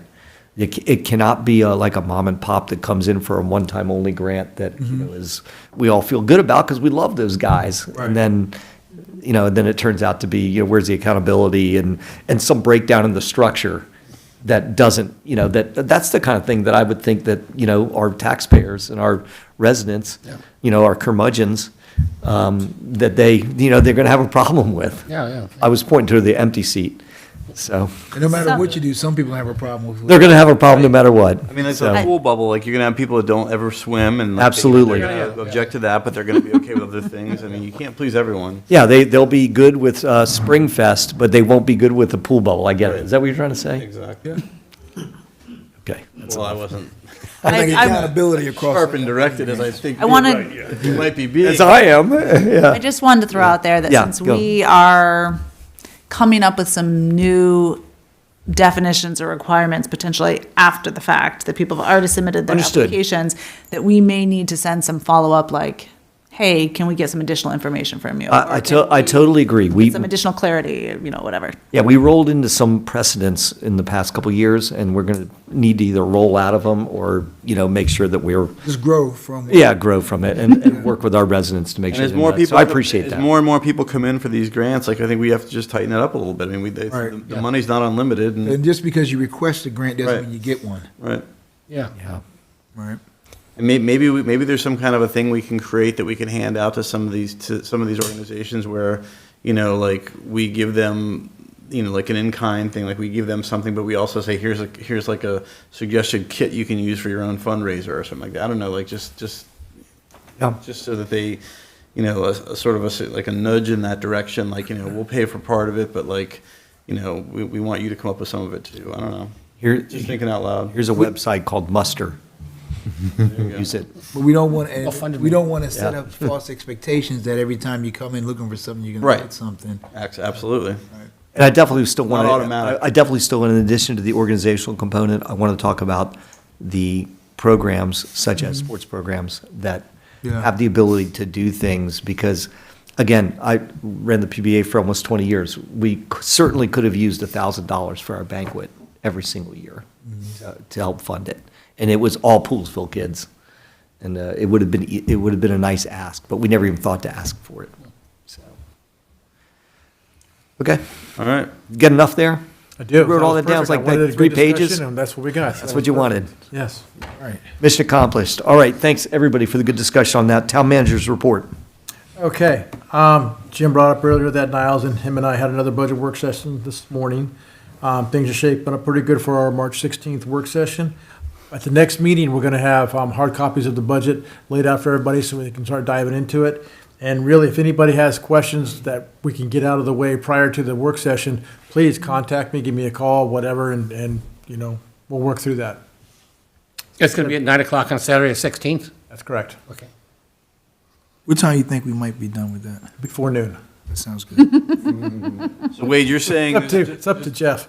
Before noon. So I understand, they're saying that if you have questions about issues, like, let's take care of them beforehand, right? Yes, because. Okay, so I'll ask you any questions I have beforehand. Yep. All right, Thank good you. deal, thank you. Okay, I want to talk about our GIS system that we have. It's been in the budget for several years, and now we're just kind of getting it off the ground and getting it kicking. So really, it's going to be an asset management system, and we have all the components kind of rolled into it through overlay maps and things. It needs to get at the hands of staff. They're going to do some training on it, and then the the first thing we're gonna do when we flush our hydrants this spring, the guys are gonna be out there, they'll be able to get the exact location of it, what they did to it as far as maintenance goes, if there's any problems with it, so we can get that whole asset done, which is part of the, we're supposed to do for the state anyways, that, have our hydrants, that should be all in a maintenance GIS system. From there, we can go to streetlights, we can go to sidewalks, roadways, trees, everything, so finally getting it off the ground, so that's a great thing. So you're talking about mapping the water system and the sewer system? And the valves, and the street valves, lights, and every single asset that we have, eventually. So Un- you're under still and in the above ground. process of doing that, of mapping? Just getting it all together, yeah. Okay, Just kicking it and off. so it hasn't been used yet for like I&I? But it could be part of that, like mapping where pipes go? Where repairs have been made and different things have been done, absolutely. Okay. Yep, exactly. Same with the streetlights, when we're replacing them, what their age is, all that kind of You stuff. can track all of that stuff. in Everything. place. Yep, Wow, that's gonna be cool. Pictures in there. that's amazing. It'll be tedious getting all the data into it initially, Yeah. but then after that, it should be good. What does GIS stand for? Geo, something other. Global information system. There we go. I knew John would. You can start selling those for people's houses, start tracking things on our yard. our Actually, if you household. go to Montgomery County and you look at the website, it's MC Atlas. Okay, There's all kinds of neat stuff you can see. okay. Very cool. Update on streetscape. So been going back and forth between the state and the feds, and we have our vendor picked out, and he put in his estimate to do the design. The design was over the limit, and the feds kicked it back down to the state. They kicked it to me. They told me to go to negotiate. So I went and negotiated with the company STV, got the price down. From that, went back to the state, and they sent it back to the feds. The feds said, okay, this is good enough. Now they sent it back to the state. They put together some paperwork, sent it to me today. I said, sign the paperwork and got it back to them, so. So we almost have approval to have them think- start making a I design. think so. I think we're almost there. So we should have our streetscape done by the time there's a new comprehensive plan. Well, written. they said don't expect to break ground until 202025, and Oh. I can see why. So, I mean, Good Lord. Thanks, Maureen. Thank you. Thanks, Maureen. but that just kind of give you a hint of the process that it's. Yeah. Yeah, so. And we can't, I think we talked about this before, we can't spend like the $100,000 we have to, of matching money we have to put in. We can't pre-spend that, like, and get things started, can we? No, not at all. Matter of fact, it's gonna be exactly like the wastewater plant, where we get a bill for $1 million, we pay that contractor. Once that check clears, we take that check and we take off our 20% match, send it to the state, and they reimburse us that 80% back. Okay. Everything's gotta be front. Yeah. That's a bummer, but, yeah. Yeah, so we're always hanging out there a little bit. I'm glad that streetscape's not starting until after the wastewater plant's done, because we'd have a lot more money just hanging out. $1 million a month is a lot of money to be hanging out there. Ah, jeez. I should get some interest on it. Right. Let's see, I mentioned this last time too, the Montgomery County Pesticide Information Session will be on March 20th here at 7 PM. And we have a thing on our website about it. And I think you did an email, or you're I going to did be doing an it. email and I'll do another one coming up. Okay. What do you have? I have speaking of the website, we're going to launch the refresh of the website Oh, March nice. 6th. So you'll see it will look a little bit closer to Mount Airy's actually website. So if you want a preview of that. Yeah, that's where we are right now. What was it on March 20th? Pesticide, Montgomery County's doing a pesticide informational hearing. Oh, yes, yeah. Any update on that sign out there? Preston, myself, and Kathy met with a contractor potentially to look at a new sign. We are waiting to hear back on costs and some renderings of different options for us to see where we need to be.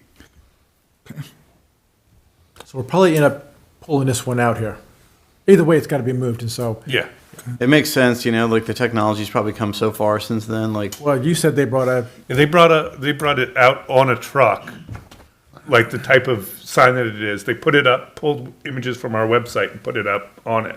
So it was a pretty Wow. impressive display. And they had like one big screen and then they had 5 mini screens and they showed the different types you could get and how it would Wow. look and stuff like that, so, And how does it We're communicate? just gonna set up camp chairs across from that sign. We yeah. could have a video of like the Trone, Show going senior on citizen there. guy walking in. So it, Video and a Like, loop. what the hell is he? I'm listening to you, keep going.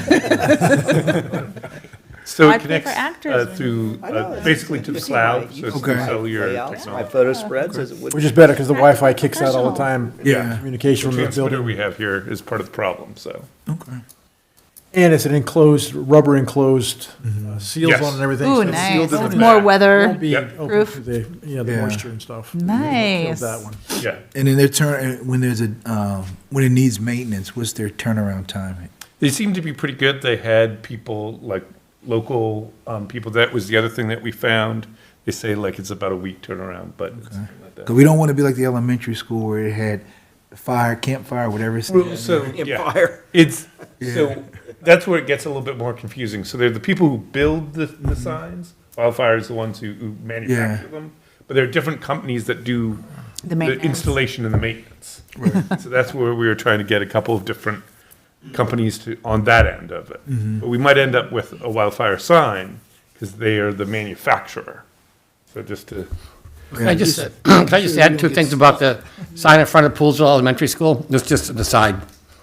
And that is, of course, you saw that it just said wildfire weeks and weeks and weeks and weeks and weeks. And the woman, Joy, oh gosh, now I forget her last name. Yeah, thank you. She emailed me and said, can you please, or dear Commissioner, can you please contact Maryland? Marilyn Balcombe and have her fix it, fix the sign. Well, I emailed Marilyn Balcombe. I tell you, within 2 hours, that sign was running. That's I great. told Marilyn the same story. Well, hopefully we don't have to use her intervention on this next one. Yeah. Can you please email Wade? And- All right. Okay, then John was giving an update on some of the projects we have going on right now, which is quite a few. Yeah. John Strong Clark, he's our town engineer. Just to let you know, as you can tell, our mushroom out there is growing. It's getting painted all the time. The water tank, the 500,000 gallon water tank is progressing. It's been a slow slog because during the winter, the metal is not exactly conducive to adhering of paint. But we're moving forward. We hope to have most of the painting done on the water tank as of March 1st. And then also the superstructure for the antennas will go up, and then they'll finish the painting thereafter. They have a small area where they have to weld to the tank in order to put the superstructure up. The wastewater plant, that's moving along. That's the D-night filters. The superstructure's up at this point. If you go down there, you'll see 3 great big buildings up. We hope to start buttoning up the D-night filter building and also the equalization basin next couple weeks. But everything's moving along. We're hoping to have startup probably in, I would say late May. Then also, Helmus bathrooms, that's moving along. The block walls are up. The framing is coming along. They've been able to, even with the bad weather, been able to get it pretty well on schedule.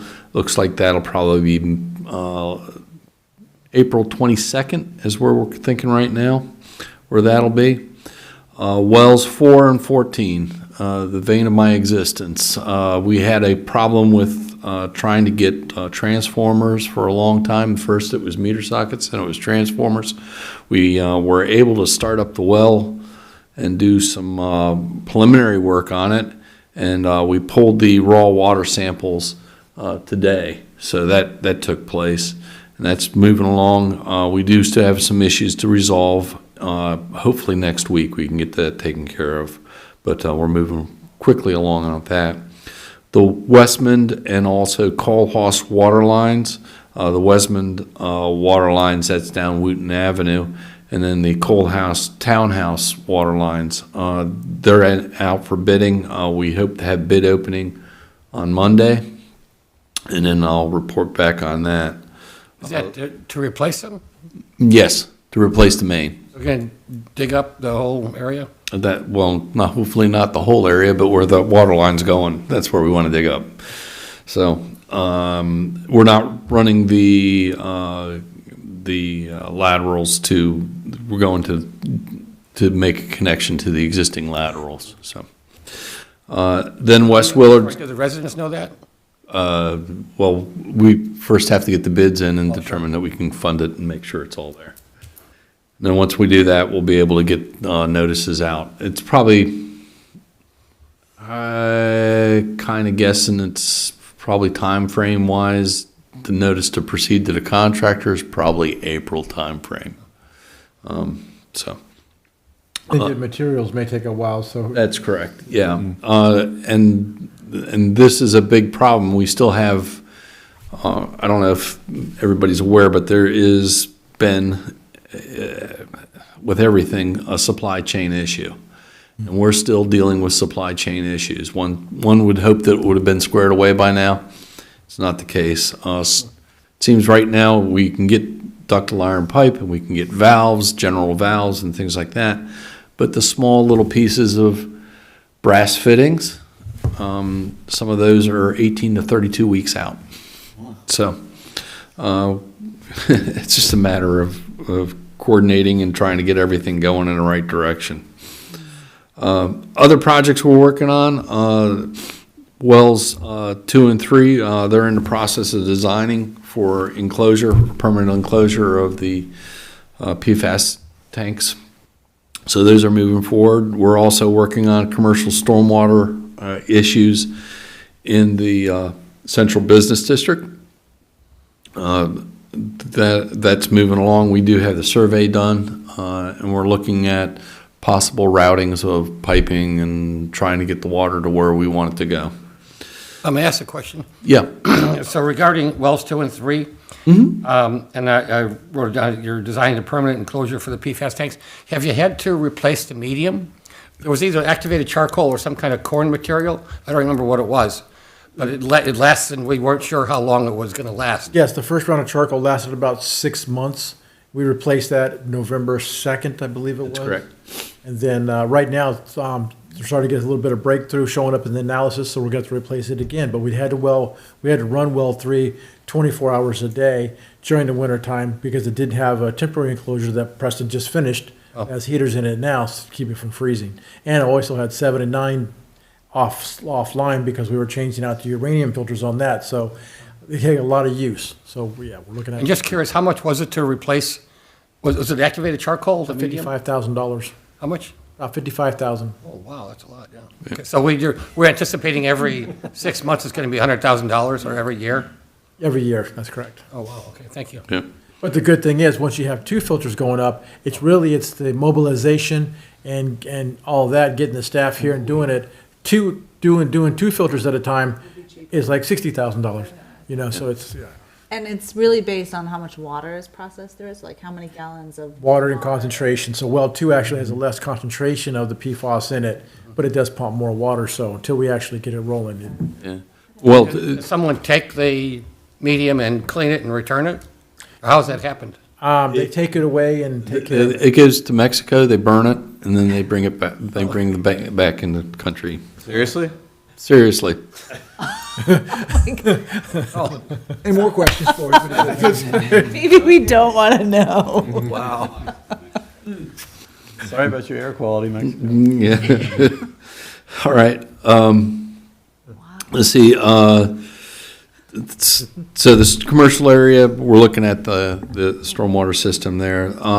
Also be coming before this board regarding a forest bank. We're identifying those parameters, and also the forest conservation law is changing, so we're going to be dealing with that too. That's coming on. Status of developments, we have a couple of different plans that are out there, preliminary plans, and some of them are past preliminary plans but haven't gone to construction. We're also looking at final plans on various projects, and also the other parameters that are still standing out there. Skate park, we're in the middle of doing the stormwater management for that.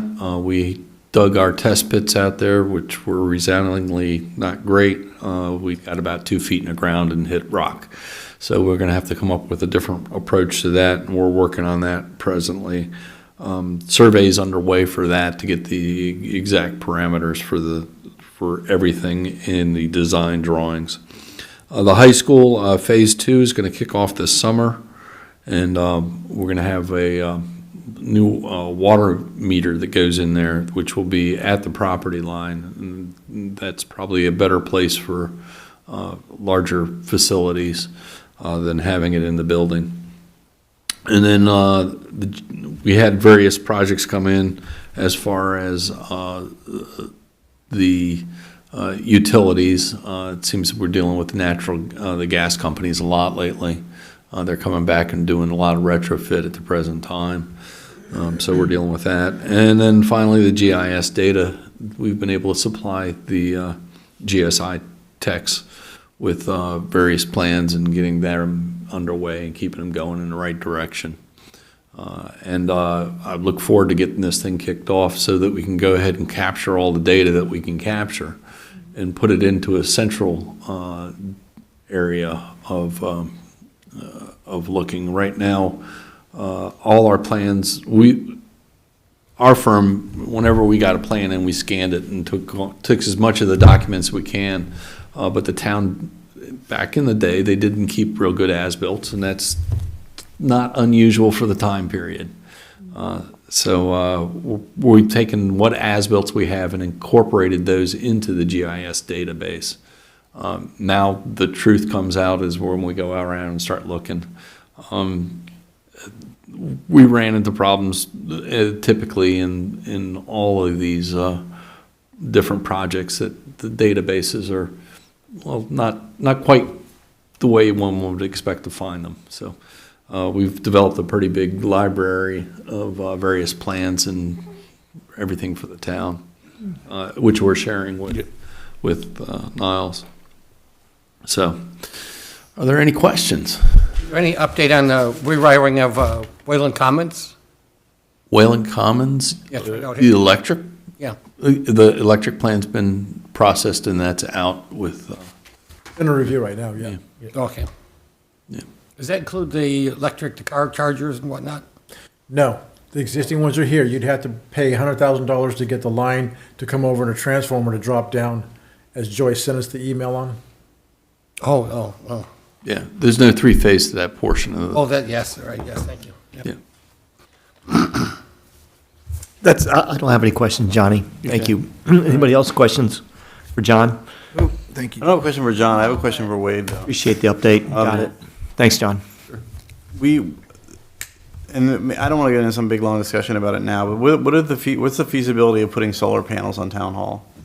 Does it make sense? Does it not make sense? Is it like something you've considered? No. Okay. No to which? No to everything? Okay, there you go. We can take a look at it. No, we've just not before. Because part of the solar panel ordinance that was passed didn't allow the front-facing buildings on Fisher Avenue to have, them. Okay. But may I ask a question about Martin's point? Because I thought the solar panels over by the wastewater treatment plant powered this building. They do virtually, yes, they do. That's true. Virtually, so it's not like the wire's connected to this building. No, it's just virtual. It's virtual. There's the 5 different meters that are attached to that solar panel use. So it doesn't, I guess. I don't really understand virtual.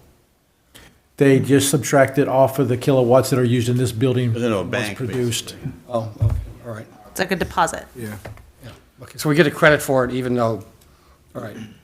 And I just had another question about, I know it was already some months back, the I&I project, did that produce a savings at the wastewater treatment plant that all the rain and the snow melt, whatnot, didn't make its way down to the wastewater treatment plant? No, we were doing, yes, a lot better. We were actually talking about putting a presentation together to let you guys know exactly, quantify what the improvements were. But just looking at flows, like all the rain we've had, Right. typically we would have filled up those lagoons with the sewage that was, that backs up to go into there for a safety outlet. Virtually, I think maybe a couple thousand gallons max has gone over there. Jeff, I did some comparisons with the pump station data that came out, and we took early December, which was dry. We took a dry period, we looked at a dry period, and then we looked at a wet period. Percentage-wise, you would expect if you still had a I&I problem, it would skyrocket, right? Yep.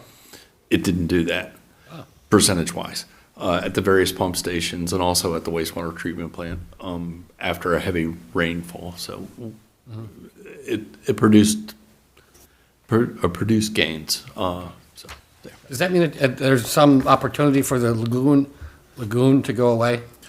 So we're having that conversation today. Yeah, just how many millions it's going to cost to make it go away is the big thing. And hopefully, we enter an agreement with MDE to help fund it. Yeah, just getting it out, getting rid of the soil that's there. And then you have to put some type of equalization basin, backup safety over there, just in case. Okay. I make a motion, we adjourn. Second. Motion made by Martin, second by Ed. All in favor, say aye. Aye. Opposed? None. We're adjourned. Thanks, everybody.